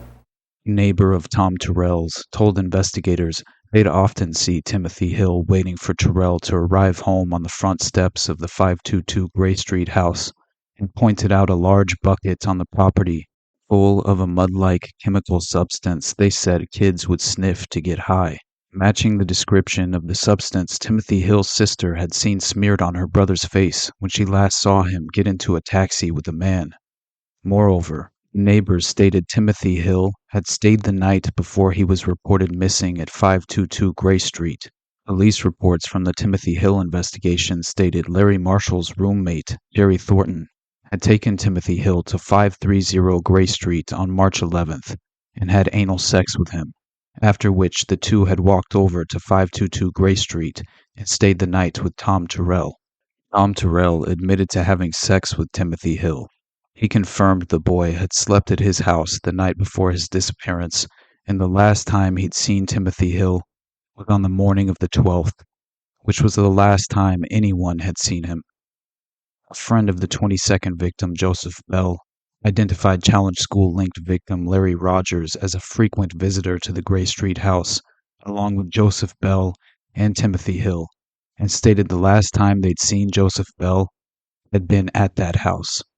The other older Challenge School-linked victim, Michael McIntosh, worked with Joseph Bell at a fried chicken joint called Cap'n Peg's, where the pair would often box together out the back. Like Larry Rogers, Michael McIntosh was also known to frequent the Gray Street house. Victims linked to the Challenge School for Boys were linked to two different child sex rings, both of which were linked to younger victims. These promising leads led to dead ends, perhaps because of where Challenge School led, the West Hunter Street Baptist Church. The West Hunter Street Church housed another youth program alongside Challenge School, called the United Youth Adult Conference, UYAC, founded and directed by a young up-and-coming city councilman named Arthur Langford Jr. Langford's UYAC, United Youth Adult Conference, was affiliated with a close-knit group of politicians of which he had been a part, many of whom made political careers off the back of the civil rights movement and their association to the late Martin Luther King. Strangely, Arthur Langford and other members of this cadre had known Wayne Williams on a personal basis, who had himself been involved with youth programs of the UYAC. Maureen Brown, a youth council director in Arthur Langford's district, who testified at Wayne Williams' trial, said Wayne had disc-jockeyed UYAC-sponsored events at youth dance halls and helped produce and audition children for talent shows sponsored by the United Youth Adult Conference. Maureen Brown would state, Williams was very big with the kids. He directed the whole thing. The children seemed crazy about him. When Wayne Williams was first publicly identified as a prime suspect, Arthur Langford came to his defense, stating he'd known Wayne for 4 or 5 years and had been assured of his innocence. Wayne Williams' father, Homer Williams, had actually known Challenge School director Brandon Southern. In the summer of 1980, Homer Williams had visited a good friend of Southern's, none other than Willie Mae Mathis, the mother of Jeffrey Mathis, who at that time had been missing for a number of months. According to Homer Williams, he had sought Miss Mathis' support in attaining a police radio license for a colleague named James Caminto, who had also done freelance work with his son Wayne. Homer Williams had been a freelance photographer, often hired to cover high society functions held by Atlanta's political elite. According to his testimony at his son's trial, Homer Williams had also photographed events held at the Kiwanis Club in downtown Atlanta, which had been a sponsor of the John Harland Boys Club 3 of the victims belonged to. In a demonstration of his access, Homer Williams had been the only photographer allowed on stage at the Sammy Davis Jr. Frank Sinatra benefit concert held for the victims months before his son's arrest. It was through his father, Wayne Williams personally knew politicians affiliated with Arthur Langford and the United Youth Adult Conference. He knew Public Safety Commissioner Reginald Eves, who'd hired him as a photographer on a number of occasions. He knew State Congressman Hosea Williams, no relation, who'd hired him to work as an audio engineer on a radio show. Back in high school, Wayne Williams had his own radio show he broadcasted from his parents' house, where he'd hosted and interviewed Mayor of Atlanta Sam Massel, Congressman Tyrone Brooks, President of the NAACP Benjamin Hooks, and most prominently, future Mayor of Atlanta, U.S. Congressman, and one-time U.S. Ambassador to the United Nations, Andrew Young. Andrew Young had known Wayne especially well. He'd appointed him student council president of his high school when Wayne was in 7th grade, having commented, "This is one of the brightest kids I've ever met."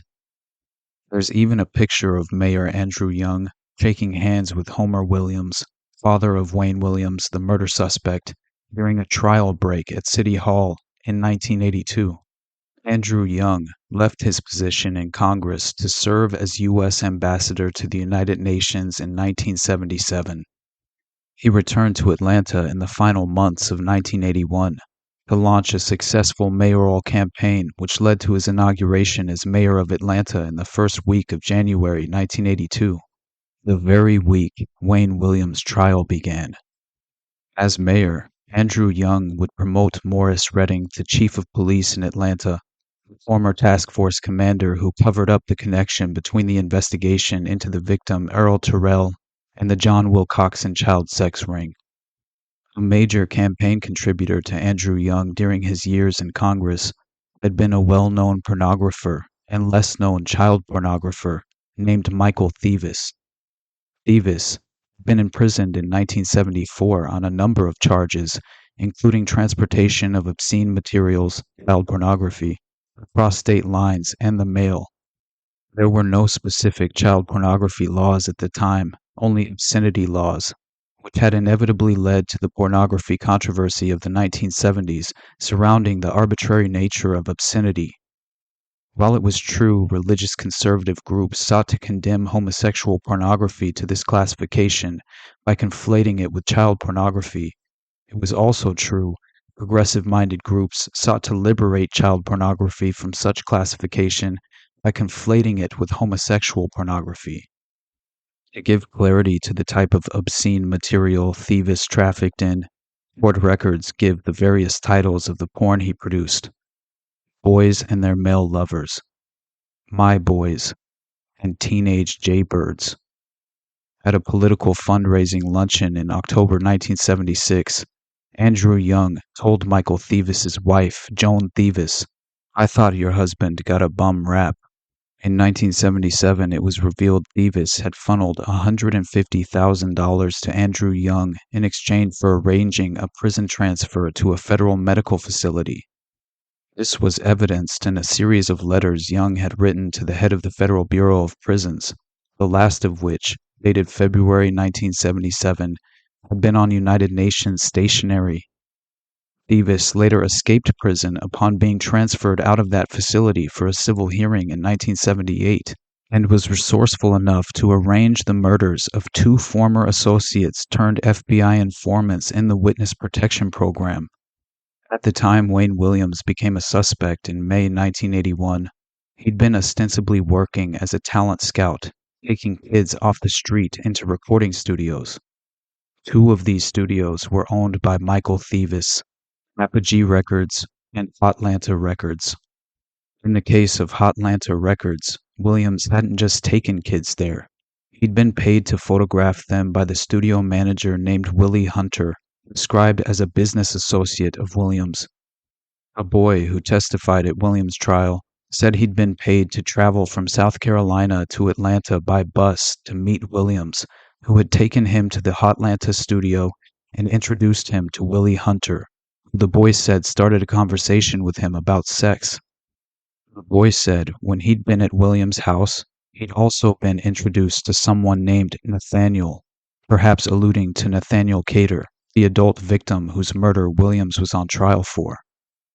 Not long after Wayne Williams became a suspect on May 22, 1981, electronic equipment and recordings were destroyed in acts of vandalism at the Apogee Studio, owned by Thieves, and another one of the locations Williams had taken children.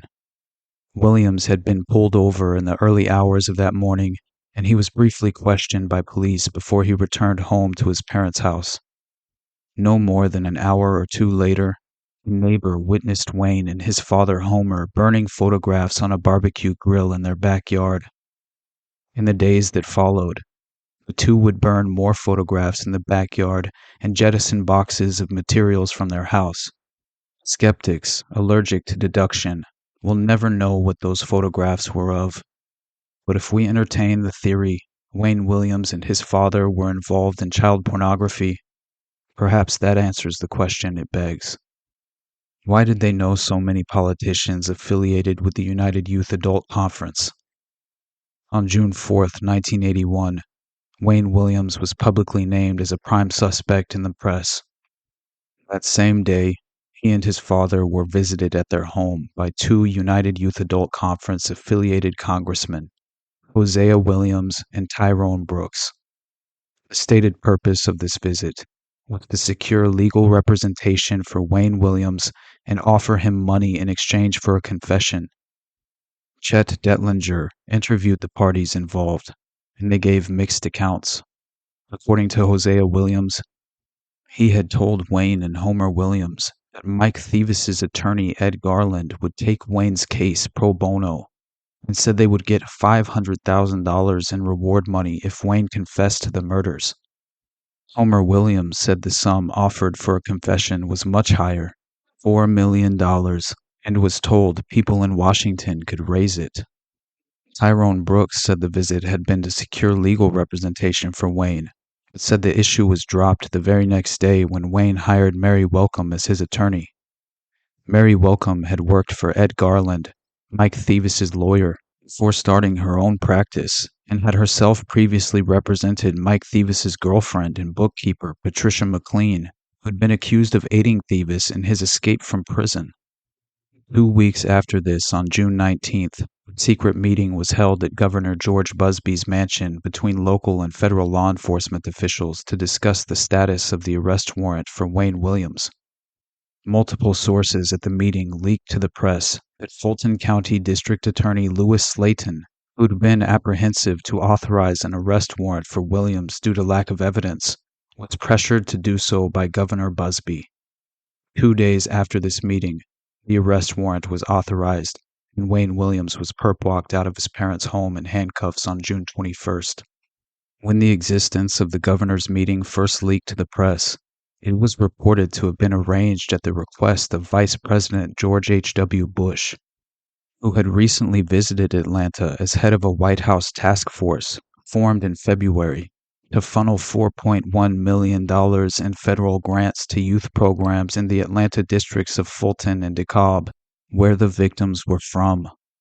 Some of that money trickled down into Arthur Langford's United Youth Adult Conference program via a number of questionable allocations by the Fulton County Commission.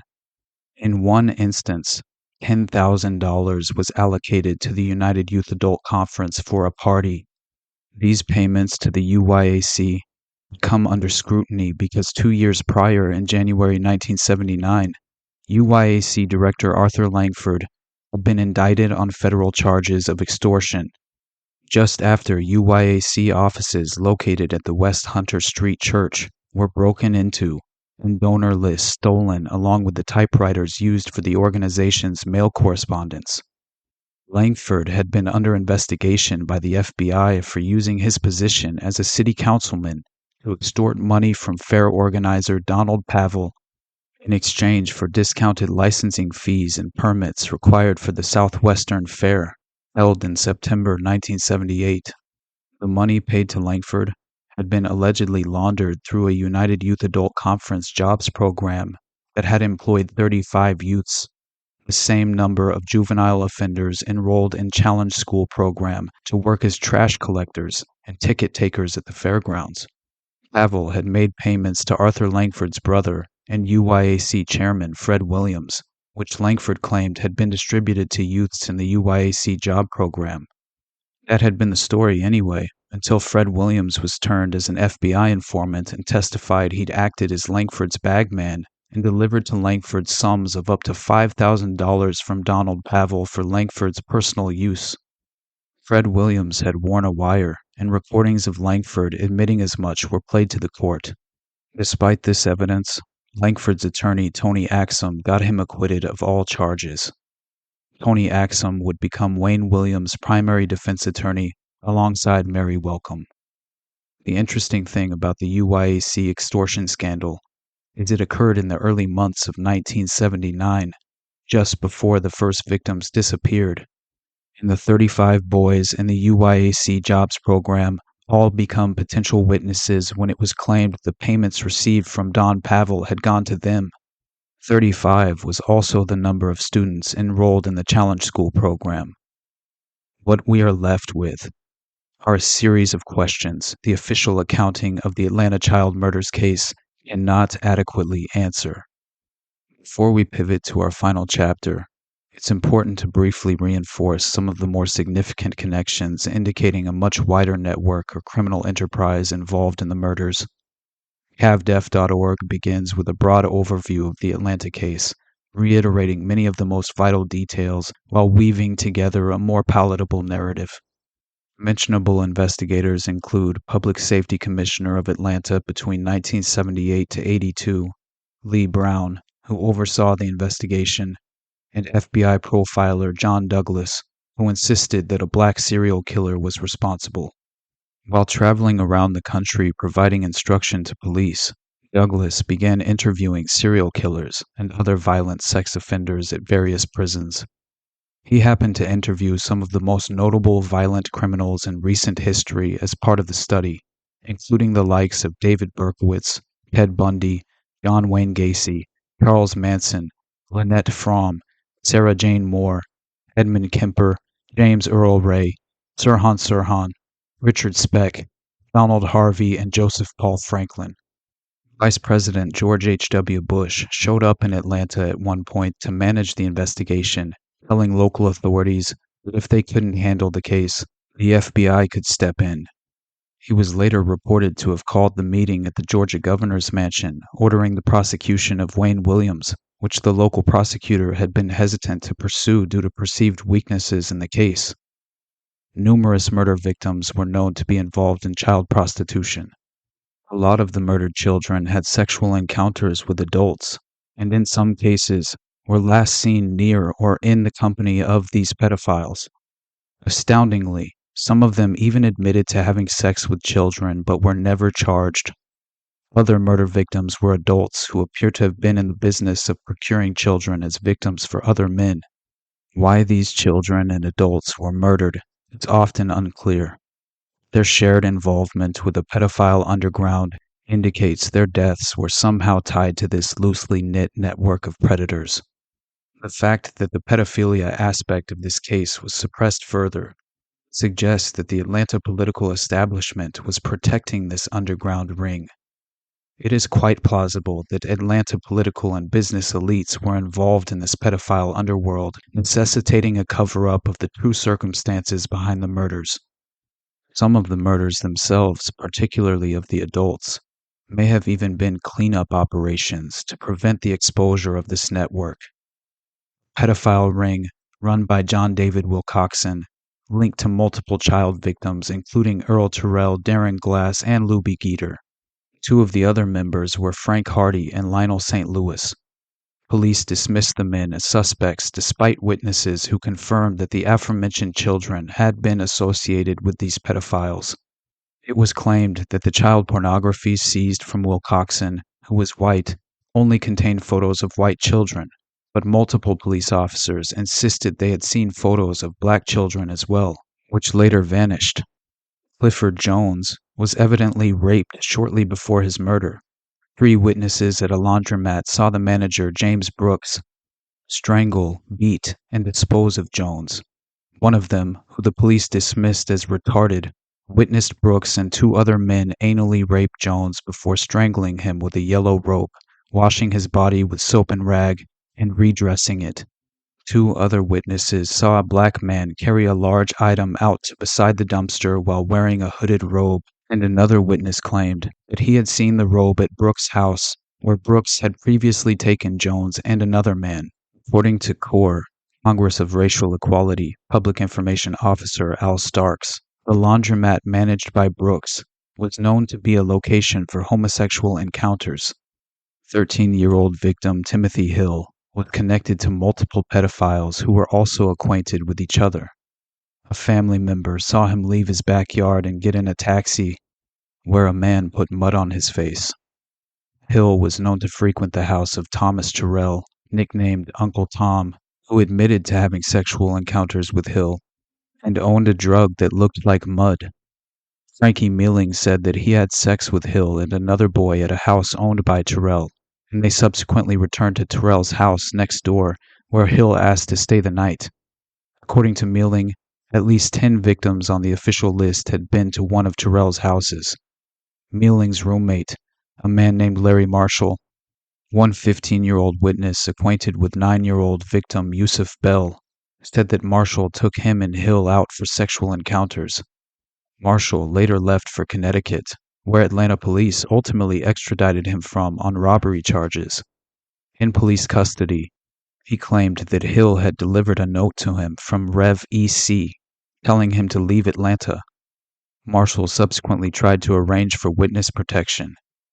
It is apparent that Wayne Williams, while not directly involved in the child murders, almost certainly did play a role in the Atlanta pedophile underground. Williams passed himself off as a music promoter looking for talented youth, indicating that he might have been involved in recruiting children for pedophiles. Some of these children were taken by Williams to the Apogee recording studio on Simpson Street, which had been owned by national pornography kingpin Michael Thieves, a known frontman for mob figures such as Robert DiBernardo, directly involved in the child pornography enterprise Star Distributors. Williams was also an amateur photographer, taking after his father Homer Williams, who was a professional photographer. Shortly after the bridge incident, Williams and his father were observed burning photographic negatives and prints on the outdoor grill. A logical inference to draw is that these photos were of child pornography.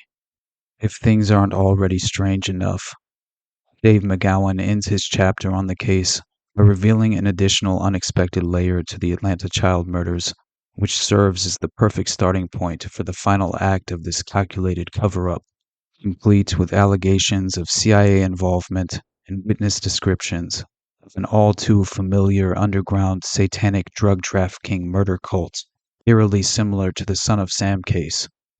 According to McGowan, none of the pedophiles connected to the case were ever seriously considered as suspects, and certainly none were ever charged with any of the murders.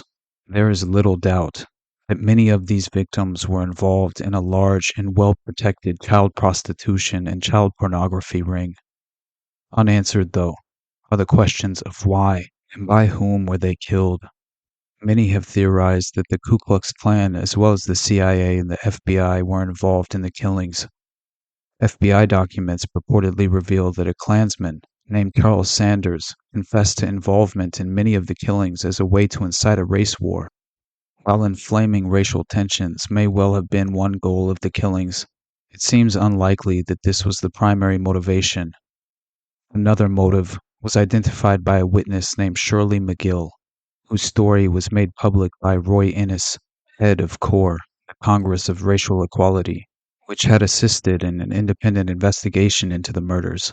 McGill, a Miami cocktail waitress, claimed that the murders were perpetrated by a cult involved in drug trafficking, child pornography, and Satanism. The cult, she said, was composed of members in both Georgia and Florida. One of the leaders was her part-time lover, Vietnam veteran Parnell Traham. She claimed that she had witnessed both animal and human sacrifices, and she spoke of business murders that the cult had committed. Wayne Williams was identified as a member of the cult, whom she had seen filming rituals, but not directly participating in the ritual homicides. McGill claimed to be a bookkeeper for the cult's drug trafficking operations, which involved purchasing used cars in Miami, packing them with drugs, and then delivering them to Atlanta and Houston. She also said that the ring had police protection and that at least one funeral home was complicit in disposing of bodies. Congress of Racial Equality's Innis delivered this story to the press in April of 1981, and he was, not surprisingly, greeted with skepticism and derision. With its witness under attack, Ford commissioned a battery of tests to gauge her veracity. McGill passed 2 polygraph examinations, repeated her story under hypnosis, and was declared sane by examining psychiatrists. She was also able to lead investigators to remote sites that had clearly been used for the performance of rituals. A few months before Ford's attempt to publicize McGill's story, police had received an anonymous call that led them to an abandoned home in southwest Atlanta. Neighbors that were questioned reported strange comings and goings at odd hours. Investigators reported being sickened by an odor like decaying flesh, though no bodies were found. Detectives did find children's clothing, along with an axe, a hatchet, and 2 Bibles nailed to the wall. Both open to passages on human sacrifice. Professor Carl Raschke has written that in the neighborhoods where the killings occurred, a number of children have told police about satanic sex abuse, in which they insist they were compelled to drink both animal and human blood. Some months after McGill came forward, searchers stumbled upon a ritual site littered with the carcasses of slaughtered animals. Prominent features of the site included a stone altar stained with blood and a 12-foot-high charred cross. It is not inconceivable that the killings were performed as human sacrifices. Some reports hold that several of the parents reported to independent investigators that the bodies of their children had crosses carved into their foreheads and chests. It is also not inconceivable that the ritual killings were recorded as snuff films. There is another, even darker scenario that merits brief mention here, even if it is almost entirely speculative. Atlanta is home to the Center for Disease Control, CDC, a prime suspect among conspiracy researchers as the origin of the AIDS virus. The Atlanta child killings began, strangely enough, just as the first cases of AIDS, yet to be identified, began surfacing in a few of America's big cities. There is a possibility that some of the young victims, known to be involved in sexual activities with both adult pedophiles and other children, were deliberately infected with the virus to track the progress of the disease and determine its communicability through sexual contact. Several of the unindicted pedophile suspects died from the disease in the years following the murders, including James Brooks in 1987, and some of the most suppressed details of the case hinted some type of medical testing of some of the victims. A law enforcement memo that surfaced during the investigation, for example, described the castration of some victims, and a mortician's assistant reported finding the presence of syringe marks in the genitals of many of the victims. Were these children used as human guinea pigs for the most far-reaching biological warfare project ever conceived by man? If so, then they would certainly have had to be eliminated after serving their purpose. After all, it would have been difficult to explain a number of black children dropping dead from an emerging virus thought at the time to be affecting only white gay males. Prior to the FBI's fabricated fiber evidence, there were many compelling reports considering mounting evidence of a satanic occult element being involved with some of the child killings. As early as January 1981, search teams discovered an abandoned house in the Adamsville area of Atlanta, which reeked of rotting flesh. 2 Bibles were nailed to the wall open to pages specifically referencing child murder, even going so far as to describe the position some of the murdered children would later be discovered in. This was clear evidence of satanic occult involvement before Shirley McGill ever came forward with any allegations. January 5, 1981, the Salina Journal out of Salina, Kansas, published an article with the title, eerie abandoned house may furnish link to identity of Atlanta child killer. According to the article, police hope an abandoned house where searchers found children's shoes and clothing, as well as axes, shovels, and 2 Bibles nailed open to a wall, will provide clues to the slayings and disappearances of 15 black children. A source close to the investigation indicated that an arrest would be made soon in connection with at least one of the cases of missing or dead children. Volunteers who have turned out for 10 Saturdays to look for clues in the children's deaths were sent during the weekend to the house in a black residential area in southwest Atlanta called Adamsville after search organizers received a tip. One volunteer searcher who entered the house, converted from an old abandoned church, said the white frame building smelled like decaying flesh. City Councilman Arthur Langford, organizer of the weekly searches, described the situation inside as really strange. Besides the children's shoes and clothing, searchers found 2 Bibles, both King James translations, pinned to the wall with nails driven into the upper center of each open page. The larger Bible was open to the passages from Isaiah chapter 1 verse 14 to chapter 3 verse 25, smaller to Jeremiah chapter 15 verse 4 to chapter 18 verse 4. Both sections made frequent references to children and death. John Bascom, another search leader, said volunteers also found a letter in the house. It was a letter from a lady, I guess, the man who was living there telling him he was sick and a pervert, Bascom said, refusing to discuss the name in the letter. David Westbrook, owner of the house, said he had rented it, did not know where the tenants had gone. He said they left behind their possessions. Tracker Don Lakin said his 2 German shepherds had found the house 2 weeks ago, but he did not go on the property because it was posted. Lakin came to Atlanta 2 months ago to help search for clues in the deaths of 11 black children and the disappearances of 4 others.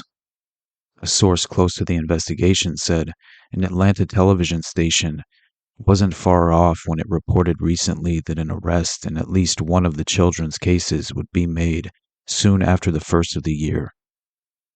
Cult involved? The source also said investigators suspect that a cult was involved in some of the cases, citing Saturday's discovery of the abandoned house and a find on an earlier weekend search.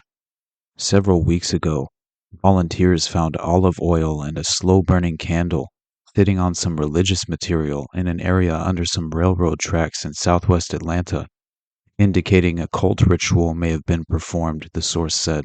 Langford said he had also heard reports that a cult was involved.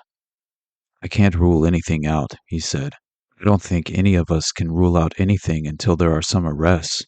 Although Langford said there was no solid evidence that any of the 4 missing black children had been at the house, the search leader said neighbors reported seeing a black man and a black child using the house about 2 months ago.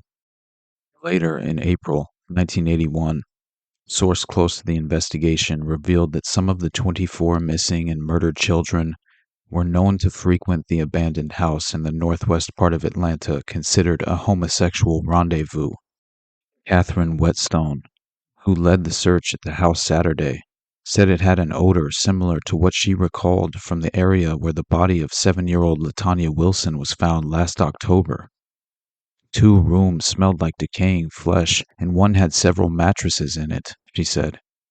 Miss Whetstone said one of the Bibles in the house was open to a passage that was about mixing blood and murderers. Another passage, Jeremiah 16:2 through 16:4, said, Thou shalt not take thee a wife, neither shalt thou have a son or daughter in this place. For thus saith the Lord concerning the sons and concerning the daughters that are born in this place, concerning their mothers that bear them, and concerning their fathers that begot them in this land. They shall die of grievous deaths. They shall not be lamented, neither shall they be buried. They shall be as dung upon the face of the earth, and they shall be consumed by the sword and by famine, and their carcasses shall be meat for the fowls of heaven and for the beasts of the earth. A striking similarity in all 11 slayings that has baffled investigators has been the placement of the bodies, which have all been discovered out in the open unburied. Throughout the course of my research, I happened upon a special report on Satanism, originally published and archived in the Executive Intelligence Review, EIR, which seems to substantiate many of the satanic cult connections to the Atlanta child murders.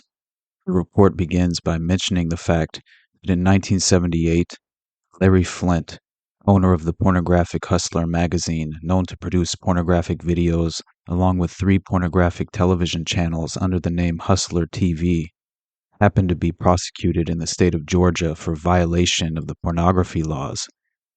It is here that he was shot, receiving a crippling injury which confined him to a wheelchair. Certainly his enemies were not the Satanists. To the contrary, Satanism, drugs, pornography flourished in this evil city, and do so to this day.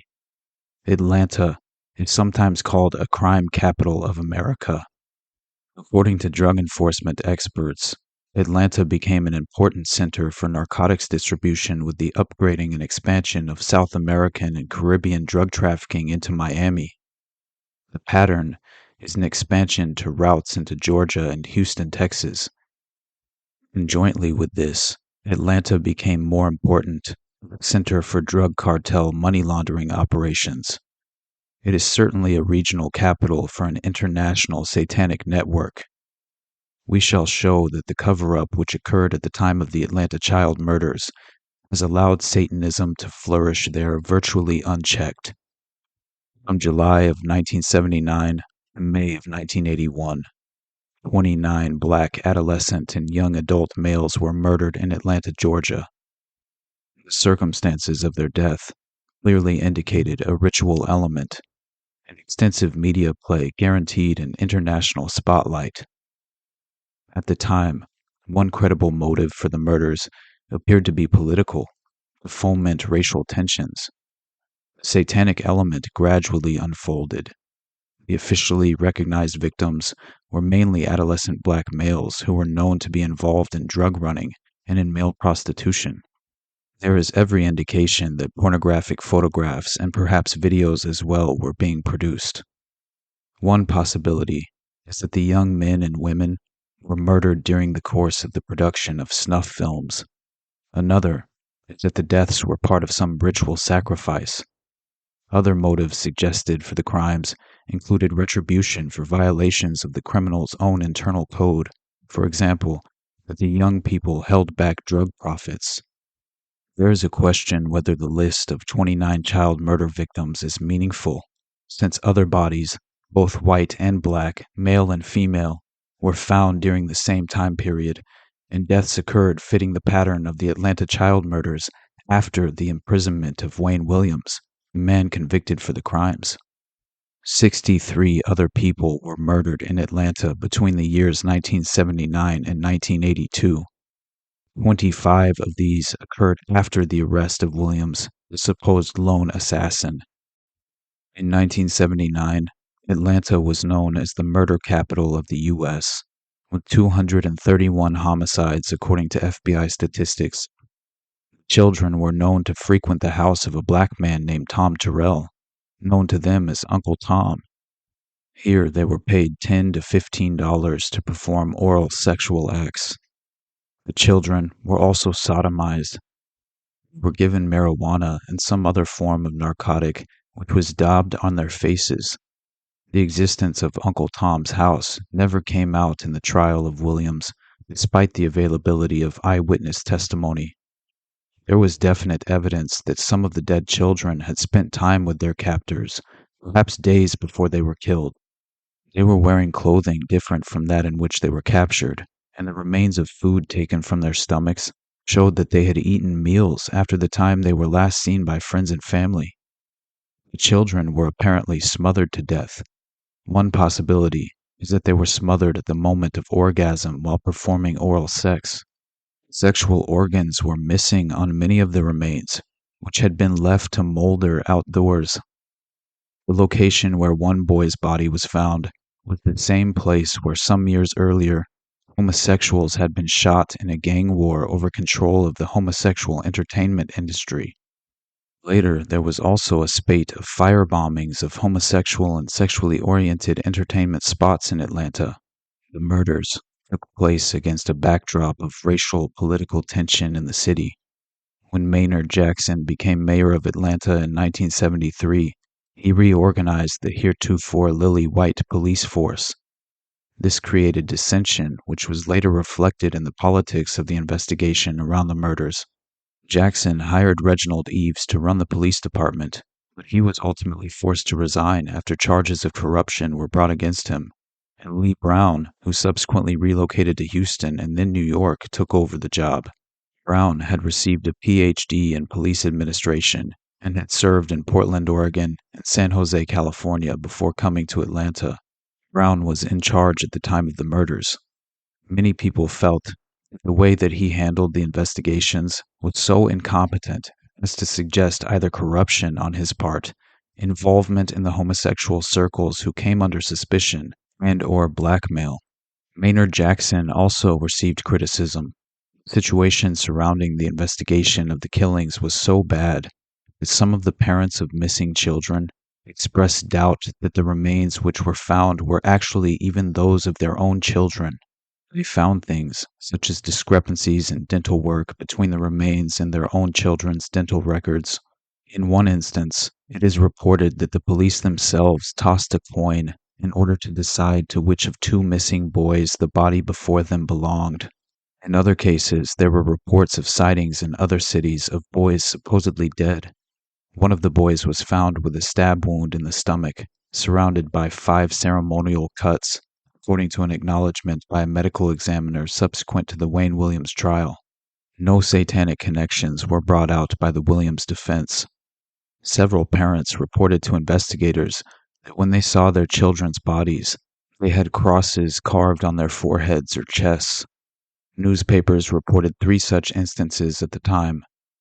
An independent investigative team in Atlanta, led by Dr. Sandra O'Neill, who was then teaching literature at Emory College in Atlanta, and including Albert Joyner, in the sometime presence of Roy Innis, head of the Congress of Racial Equality, 4, plus investigative journalist Ira Leibowitz and a former Atlanta chief of police, developed many leads indicating a satanic aspect to the crimes. These individuals collaborated with each other on an informal basis, but were by no means always in agreement. Former Atlanta police officer Chet Detlinger published a book on the murders, The List, which is of interest because it documents a consistent record of police failure to follow up investigative leads. Dr. O'Neill was brought into the case by James Baldwin, who had been commissioned by Playboy magazine to write an article on the murders. She was already collaborating with the famous author on his biography. They hired 2 graduate students from the University of Pennsylvania to assist them. Later, a New York investigator, Galen Kelly, was brought on the scene by Roy Innis. Kelly, who is prominent in Anti-Defamation League circles and was indicted in New York City for kidnapping a member of a New Jersey cult, reportedly to deprogram the individual, systematically impeded O'Neill's investigations. Kelly has in the past worked closely with Rabbi Maurice Davis as part of a purported anti-cult network. Davis, however, is the individual who originally helped sponsor Jim Jones of Jonestown fame. Because of Baldwin's prominence, many people from the local community came forward privately with information. One of these informants was subsequently gunned down by police on the flimsy pretext that he showed resistance to arrest when they sought to enter his house. Others were threatened.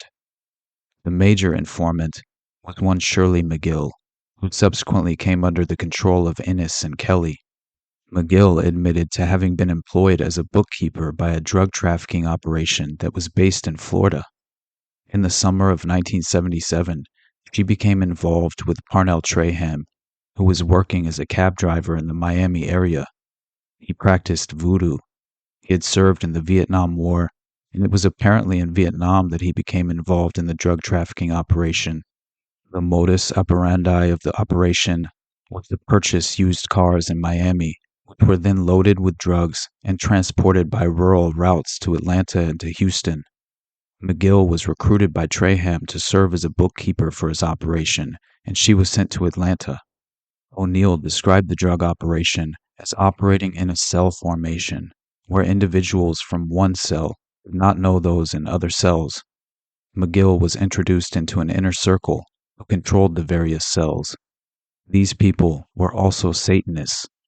In March of 1980, she was invited to a ceremonial ground in Atlanta. She was instructed to wear a long dress with a scarf covering her head, but not to wear undergarments. An initiation ceremony took place, in which drugs were taken and there was some sexual activity. According to her account, McGill sought to keep her distance from the cult activities. When she did attend ritual ceremonies, she would volunteer to act as a guard on the perimeter of the area.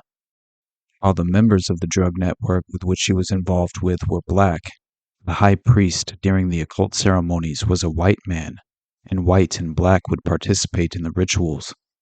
The high priest would appear naked, wearing goat horns on his head, and would seem to appear from a cloud of smoke. A ring of candles would create a kind of altar, and these were placed surrounding the statue of a short, fat-seated man.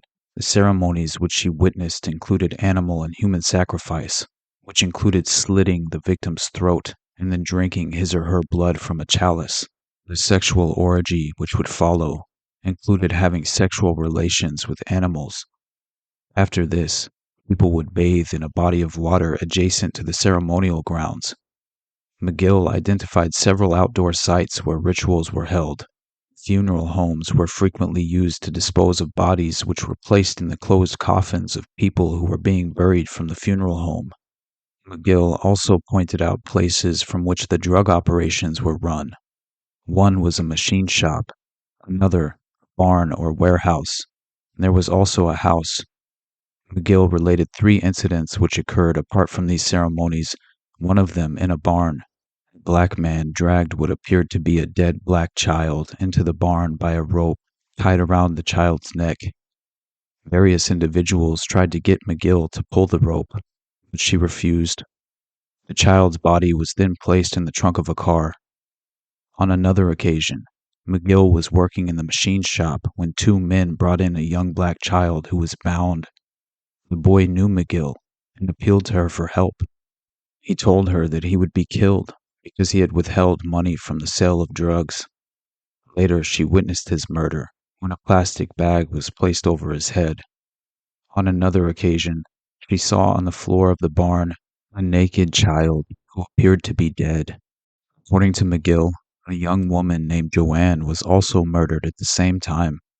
On some occasions, McGill intimated that she had been involved with this woman in scamming the drug overlords, and so she feared for her own life, and that was the reason that she had broken with the cult and sought out Dr. O'Neill and Roy Innes. At other times, she mentioned fears for the safety of her son. She also suspected that she might be chosen as a sacrificial victim in cult ceremonies. McGill reported seeing one of the purported victims of the Atlanta child murders alive. The FBI also interviewed people who claimed to have seen this particular boy alive as late as December of 1981. Witnesses near the location of the abduction of one child on the official victims list identified Parnell Traham as the driver of the car used in the abduction. In none of the abductions of the children was there any indication that they resisted capture. This leads to the hypothesis that they knew their captors.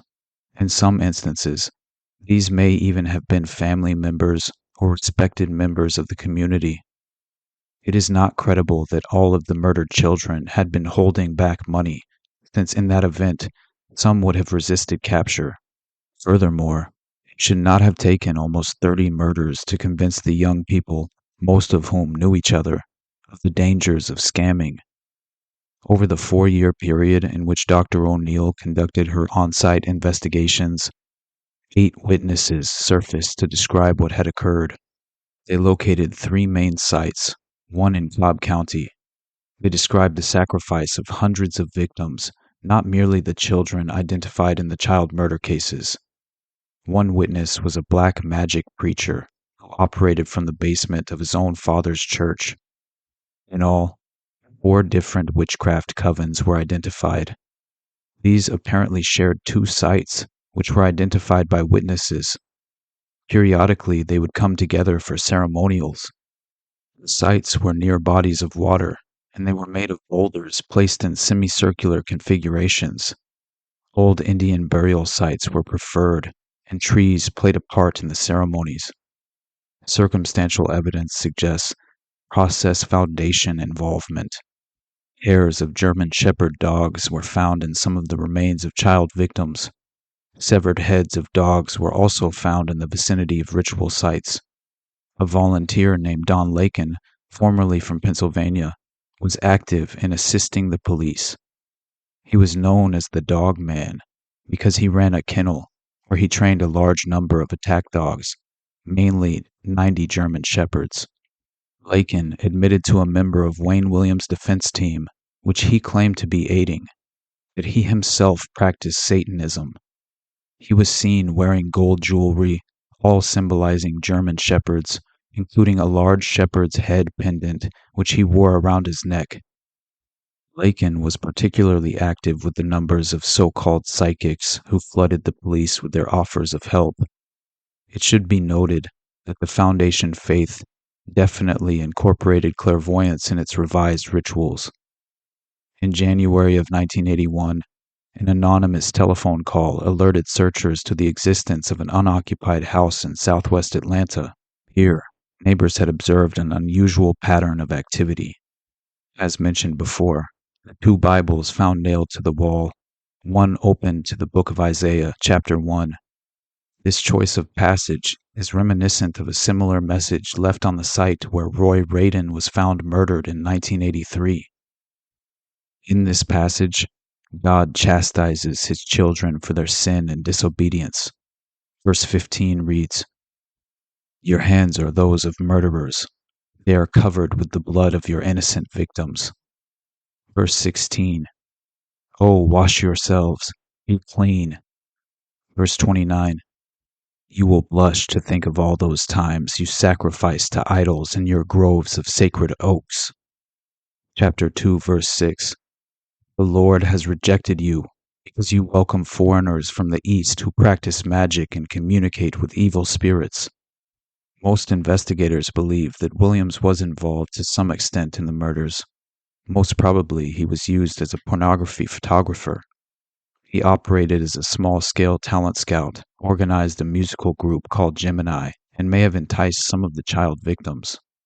After his arrest, the Egyptian Book of the Dead was found amongst his possessions, and he himself owned a German shepherd named Sheba. Shirley McGill claimed to know him. Various spectators in the courtroom at the Williams trial appeared to be wearing occult symbols. Information was made available to the defense team, naming 2 police officers who were reportedly in Williams' satanic group. This did not surface at the trial. However, it coheres with McGill's assertion that the Satanists had police protection. The arrest of Wayne Williams came after the investigation appeared to be dead-ended. But after, then Vice President Bush made a trip to Atlanta demanding that some action be taken. Williams himself was at first extremely confident that he would be quickly released. The evidence that he was a sole assassin is unconvincing to say the least. No witness descriptions of alleged abductors fit the description of Williams. In fact, he was charged with only 2 of the murders. Williams pleaded not guilty, and nothing in his behavior evidenced a criminal disposition other than his privately admitted membership in the satanic cult, nor was any motive for the crimes established. There would appear to have been an agreement between the defense and the prosecution to suppress the satanic connection. Yet, in the case of stab wounds found on the bodies, 2 of the 3 victims found had wounds which were inflicted by a left-handed person. Williams is right-handed. Williams' own father, also believed to be a member of the cult, happens to be left-handed. There were 3 other suspects held by the police, of whom 2 were released, and 1 was committed to a mental institution. All 3 were dismissed as crazy by the police. The individuals had first contacted a minister to whom they appealed for help in their effort to reveal what they knew about satanic cult activity. There also seems to be credible evidence directly connecting David Berkowitz and the Son of Sam case to the Atlanta child murders through witness Shirley McGill, who identified a picture of a man to whom she has referred as the White Bill, who is one of the leaders of the cult group in Atlanta. The photograph was of Billy Dan Parker, who is an Army veteran, construction worker from Texas, and an associate of David Berkowitz. He was, in fact, the individual who bought the one or more .44 caliber revolvers for Berkowitz in Texas. McGill's boyfriend, Parnell Traham, who happened to also be a Vietnam vet and drug kingpin, was seen near the home of Jimmy Payne, whose murder Wayne Williams was convicted of. According to files from the field investigation conducted in Atlanta, Parnell Traham owned a 1974 Chevrolet automobile license plate NKP 213, Georgia. Early in the investigation, witnesses placed a car fitting that description bearing license plate NKR 413 in front of Payne's home. The Motor Vehicle Bureau states that no such license plate exists. The car was driven by a black male fitting Traham's description. It is now believed the car was Traham's and was being driven by him, and that the witnesses were simply in error regarding the plate number. This undoubtedly ties Traham into an association with Payne. It's also crucial to note that neo-Nazi murderer, another known associate of David Berkowitz and Son of Sam cult member, Fred Cowan, was a member at large of the National States Rights Party. This is particularly interesting, given that the Process Church presence backing this cult was said to have uprooted and disappeared from New York shortly after the Son of Sam killings, and then happened to resurface in Atlanta just before the Atlanta child murders began. Investigative journalist Alex Constantine offers an additional wrinkle in the narrative, directly implicating an Iran-Contra connection to the Atlanta case, in the form of illicit CIA arms trafficking using Hartsfield International Airport in Atlanta as a hub for illegal weapons flights to Central and South America, which seems to reason why George Bush Sr. himself would have been concerned with the cover-up. Interestingly, I discovered an article in the UPI archives from June 22, 1981, with the title, "The next pair of empty boots may belong to your child. Super sleuths, psychics, and mercs have tried to solve slayings." According to the article, the slayings of 28 young Atlanta blacks has brought Hollywood and sports stars, super sleuths and soothsayers, politicians, civil rights leaders, bounty hunters, and vigilantes to Atlanta offering help, much of it unwanted. 23 months of watching sobbing Atlanta mothers bury their children on the evening news has attracted both national and international attention to the bizarre slayings. Atlanta residents and people around the world have become emotionally involved in the cases. Georgia State Representative Marvin Adams once held up a tiny pair of cowboy boots and told fellow lawmakers, "The next pair of empty, muddy boots may belong to your child, to your grandchild, or to your neighbor's child. This ruthless, vicious, roving maniac must be tracked down and stopped from committing this disgraceful and bloody act upon innocent children," Adams said. The slayings and the media coverage they generated attracted both the well-meaning and the self-serving to the spotlight. Almost daily, the well-known and unknown offer the public and the police a new theory. At one point, comedian and civil rights activist Dick Gregory claimed Atlanta's black children were being snatched and used as human guinea pigs for cancer research. Atlanta police have both criticized and contributed to the circus atmosphere surrounding the investigation. Early in the probe, lawmen sought help from psychic Dorothy Allison. She breezed into the city and vowed none of her little angels would be harmed while she was in town. She returned quietly to New Jersey several days later, and another child's name was added to the growing list. Another psychic, Marlene Wessler, once rushed to the woods where volunteer searchers had found a skeleton and boldly announced she knew the identity of the remains. Moments later, however, the medical examiner announced the skeleton belonged to a dog. David Duke, the former head of the Ku Klux Klan and founder of the National Association for the Advancement of White People, offered a $1,400 reward. Muhammad Ali upped the ante by $400,000, bringing the total reward to $500,000. Fatigue-clad mercenaries from Mitch Warbell's Cobray School for Counterterrorists near Marietta spent several weekends searching for evidence, and a contingent of guardian angels, self-proclaimed citizen protectors of New York streets and subways, came to Atlanta to organize a youth force. Now, why on earth would mercenaries affiliated with such a prominent member of the super spy fraternity as Mitchell Warbell be involved with organized search parties during the Atlanta child murders?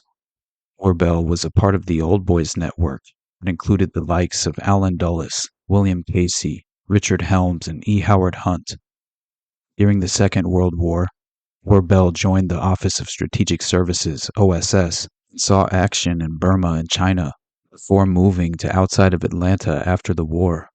An article on Warbell written by John Simpkin, originally published September 1997, explains that he also worked as an arms dealer. Warbell ran a series of weapon manufacturing and marketing firms, including Military Armament Corporation, Defense Services, and Quantum Ordnance Bankers. Warbell distributed advanced weaponry to selective foreign groups. In 1959, Warbell did covert work for Fulgencio Batista in Cuba. During this period, he became friends with Jerry Hemming, Bernardo de Torres, and Gordon Novell. Hemming and Torres were both representatives of Warbell and his arms sales business. Warbell was also rumored to be involved in the assassination of John F. Kennedy. Roy Hargraves told Noel Twyman that Warbell supplied silencers used by the gunmen in Dallas. Another source said that Warbell was involved with Jack Ruby. An additional thread tying in American political activist Lyndon LaRouche and members of his movement to the Atlanta child murders also provides a window into the death of Warbell. In the 1989 Cotton Club murder case of Roy Radin, Arthur Michael Pascal, then owner of a Beverly Hills security firm, testified that prosecution witness William Ryder, Larry Flint's former brother-in-law and private security agent, told him of poisoning soldier of fortune Mitchell Warbell in 1983 in order to take over Warbell's counterterrorist school in Atlanta. Pascal said that Ryder and Flint poured 4 to 6 ounces of digitoxin, a powerful heart relaxant, into Warbell's drink during a party at Flint's Los Angeles mansion. Warbell, a security consultant for Flint, died of a heart attack at UCLA Medical Center a few days later. I would be remiss not to mention the credible claims of direct CIA involvement in the Atlanta child murders, painting a far more plausible picture than that of the official narrative. This time, we rely on the resources provided and published at cavdef.org, suggesting far deeper connections between the Atlanta case and the cloak and dagger covert action of the U.S. intelligence apparatus. Rumors circulated through Atlanta during the time of the killings. The FBI and CIA were involved, with drugs and pedophilia forming the backdrop of the murders, and a purported satanic cult that integrates both aspects. There are indeed fingerprints of intelligence. Few people with proven or suspected links to U.S. intelligence have strange connections to the Atlanta child murders. Wayne Williams claimed in a 1992 journal entry that he had been trained to kill by the CIA at age 18 or 19, just after graduating high school.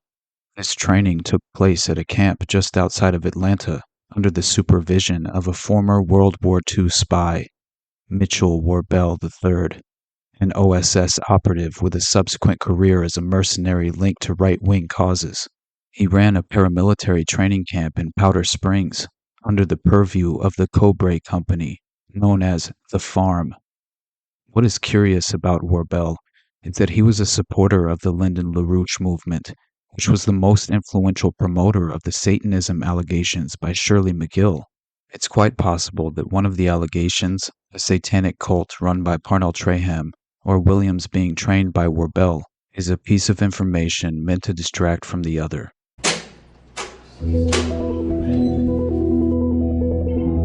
Good morning. How you doing? When we returned to prison for our final interview with Wayne Williams, we had one question he was not expecting.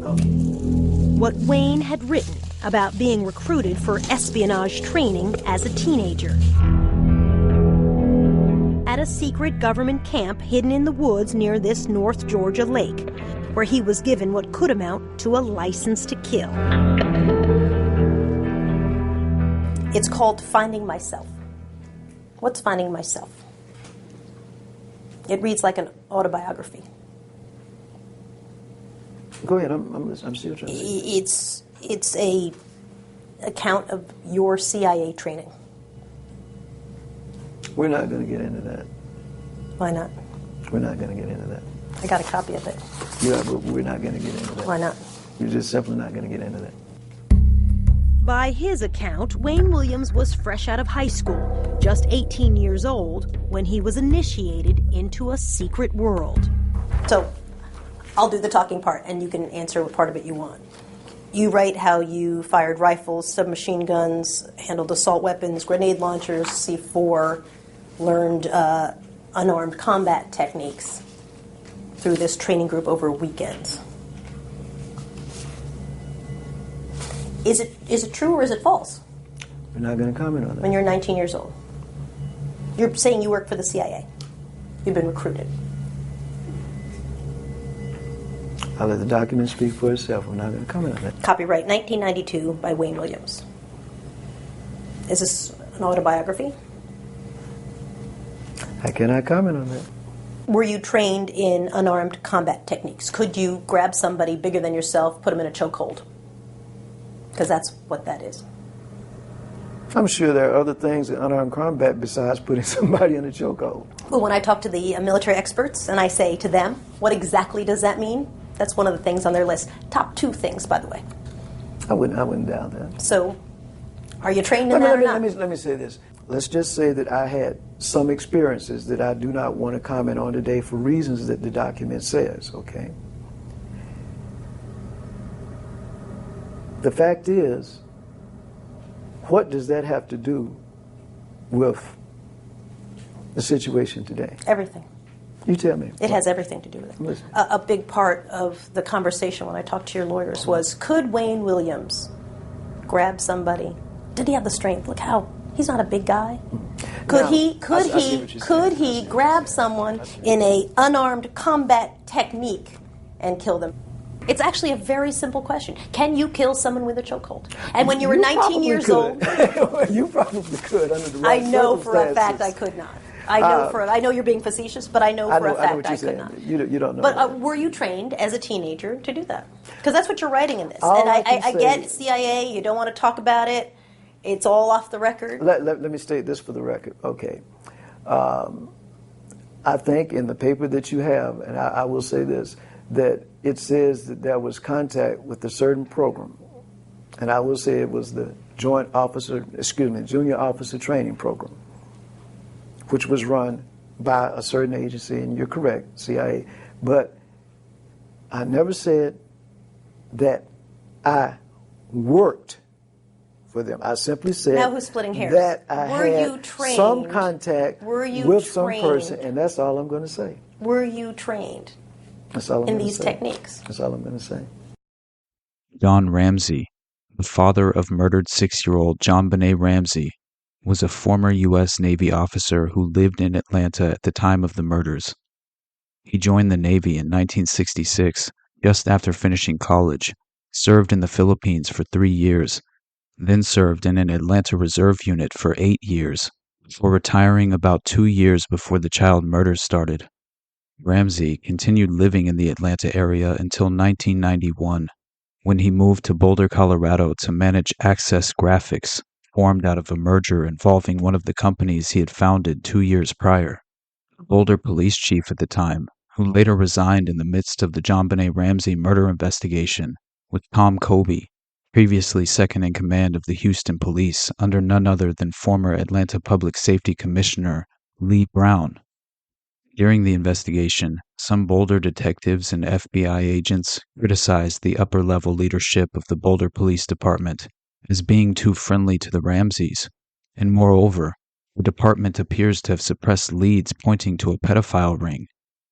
John Douglas, the famous FBI profiler who promoted the dubious idea of a single black serial killer being responsible for the Atlanta child murders, was hired by the Ramsey defense team to help absolve them of all blame in their daughter's murder.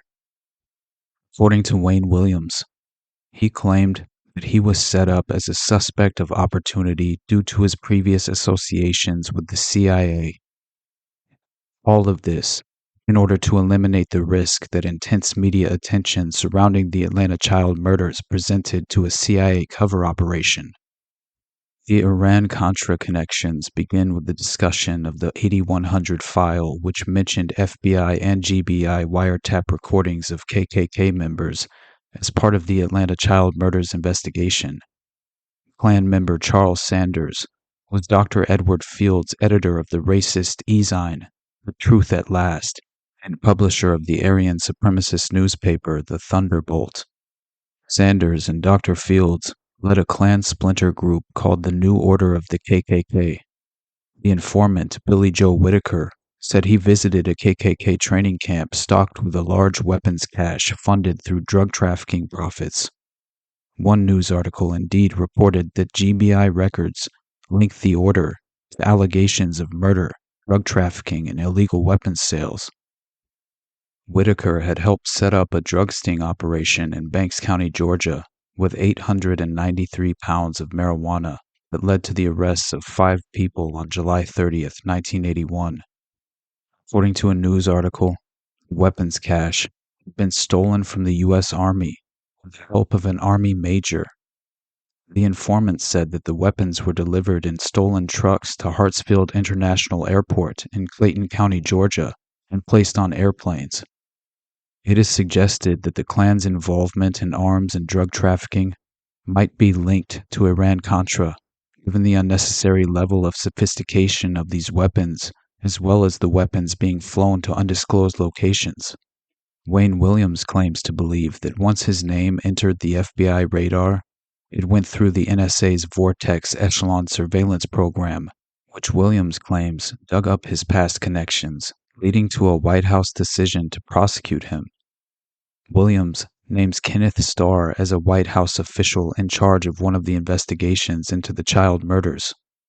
Williams also says that in college, he was approached to be part of the Junior Officer Training Program, a minority recruiting program for the CIA, and even took 2 trips to Camp Perry in Williamsburg, Virginia, claiming they wanted him due to his photography and electronics background for missions in African countries such as Angola. According to Williams, he was the young black reporter under surveillance in Project Shamrock and Project Minaret, exposed in the Church Committee hearings. Williams' attorney Lynn Watley claims there was high political movement in the child murders case, that he and others were endangered for defending Wayne Williams, and that a Georgia Supreme Court justice called him to say that they were threatened away from reversing Williams' conviction. Williams discussed his CIA role in detail, going so far as to say his program was Umbra Gamma. His clearance level was Royal Umbra. And in 1979, he flew to Angola to photograph victims of Marburg disease, which eerily resembles AIDS and Ebola. Wayne Williams even named his CIA contacts as Joseph Sumbia, former U.S. Air Force Major Michael Glean, a known drug dealer who was incarcerated at the Georgia State Prison, and Mitchell Warbell. In a September 1986 issue of American music magazine Spin, journalists Robert Kading and Barry Michael Cooper reported that the Georgia Bureau of Investigation, GBI, who had been conducting a secret investigation into potential involvement of the Ku Klux Klan in the crimes, in tandem with that of the Special Task Force on Missing and Murdered Children, discovered members of the group may have been involved in the murder of victim Luby Geter, and may have been linked to the murders of 14 others. Allegedly, a family of Klan members living outside of Atlanta had hoped to ignite a race war and attempted to recruit others for this purpose. Charles Sanders, a narcotics dealer and recruiter for the group, was said to have told a criminal informant he intended to kill Geter several weeks before his body was found. Additionally, Charles Sanders was said to have a scar matching a description given by an eyewitness who reported seeing Geter enter the car of a white man with a jagged scar on his neck and a dog with similar hair to that found on Geter's and other victims' bodies. The article reported that in 1981, members of the GBI and officials and other law enforcement agencies opted to close their investigation and seal their findings. However, a handwritten transcript of a conversation between Klan members regarding Geter's murder was sent anonymously to Lynn Watley in 1985, an attorney who was then representing Wayne Williams. October 10, 1991, the New York Times reported that at a 1991 hearing on Williams' request for a new trial, he just so happened to be represented by attorneys William Kunstler, Bobby Lee Cook, and Alan Dershowitz. It's worth mentioning the fact that Dershowitz, himself an alleged pedophile, in 1977 felt the need to defend the legality of privately screened snuff film events, provided the victims featured in them had been murdered overseas. He also acknowledged in a public debate that he himself would not deny the right of a movie theater to exhibit a snuff film, provided it was not filmed within the United States.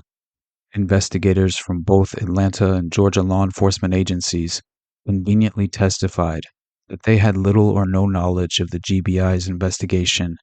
At the same hearing, an informant for the Georgia Bureau of Investigation reported that in 1981, Charles Sanders had admitting to killing Geter, while criminal informant Billy Joe Whitaker was wearing a concealed microphone. Saturday, May 7, 2005, CNN published an article with the title, Cold Case Squad to Probe Decades-Old Atlanta Murders. Police chief still thinks Wayne Williams is innocent, saying he believes the man presumed responsible for most of the 29 Atlanta area murders of boys, young men, and 2 girls between 1979 and 1981 is innocent. The police chief plans to reopen 4 murder cases. Quite frankly, I don't think Wayne Williams is responsible for anything, DeKalb County Police Chief Louis Graham said. I don't think he did anything. I made up my mind with that 20 years ago, and I still feel that way. Graham has formed a cold case squad to look into 4 young men slain in DeKalb County east of downtown, who were all killed between February and May 1981. At this point, there are just too many open questions, said Graham, who was a member of the multi-agency task force that led to Williams' arrest. And all I'm trying to do is answer those questions as best we can. In 1982, Williams, then 23, convicted and given 2 life sentences for murdering 2 men. Afterward, police declared Williams responsible for more than 20 others, but never charged him. Williams, still in prison, has never wavered from his stance that he is innocent of all the killings. His conviction was controversial, partly because the case against him was circumstantial, except for highly technical fiber evidence. Some Atlantans believed Williams was railroaded just to close the case. On June 21, 2006, the DeKalb County Police dropped its reinvestigation of the Atlanta child murders. After resigning, Graham was replaced by the acting chief, Nick Marinelli, who said, "We dredged up what we had, and nothing has panned out. So until something does or additional evidence comes our way, or there's forensic feedback from existing evidence, we will continue to pursue the other cold cases that are within our reach." As recent as March 21, 2019, Atlanta Mayor Keisha Lance Bottoms and Atlanta Police Chief Erica Shields announced that officials would retest evidence from the murders, which would be gathered by the Atlanta Police Department, Fulton County District Attorney's Office, and Georgia Bureau of Investigation. In a news conference, Chief Shields said the goal is to provide closure and some peace to the families of the victims, adding, "To the extent that peace can be had in a situation like this," Mayor Bottoms said, "it may be there is nothing left to be tested. But I do think history will judge us by our actions, and we will be able to say, we tried." In July 2021, Bottoms announced that DNA had been identified and sampled in 2 cases that will be subjected to additional analysis by a private lab. Additionally, investigators combed through 40% of the original DNA evidence and had sent that to the same private lab for testing on June 21, 2021. No results have been made public, despite requests from the victims' families, and Wayne Williams maintains his innocence to this very day. In the end, we find ourselves yet again at the precipice, as the existential dread sets in, relegating us to this powerless position within the inverted moral landscape. The malignancy of our fate binds us to the victims of this overshadowing darkness, and as we bear witness to the unimaginable betrayal of the most vulnerable among us, we unintentionally encounter the very embodiment of evil, in the form of a malevolent organization, operating as an underground network or sinister enterprise, blending together covert intelligence operations, organized crime, drug trafficking, arms smuggling, pedophilia, sexual blackmail, and even ritualized murder used in the systematic production of snuff films. The problem of ritual abuse and mind control has not gone away. If anything, it has metastasized, spreading like a disease, while fundamentally reshaping the moral framework of modern society.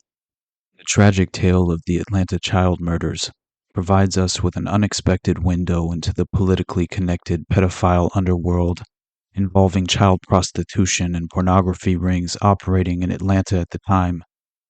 Was Wayne Williams, the Atlanta monster, solely responsible for at least 24 of the 30 victims officially acknowledged by the authorities? Or was he just another plausible patsy, forced to take the fall for a much wider network of human compromise?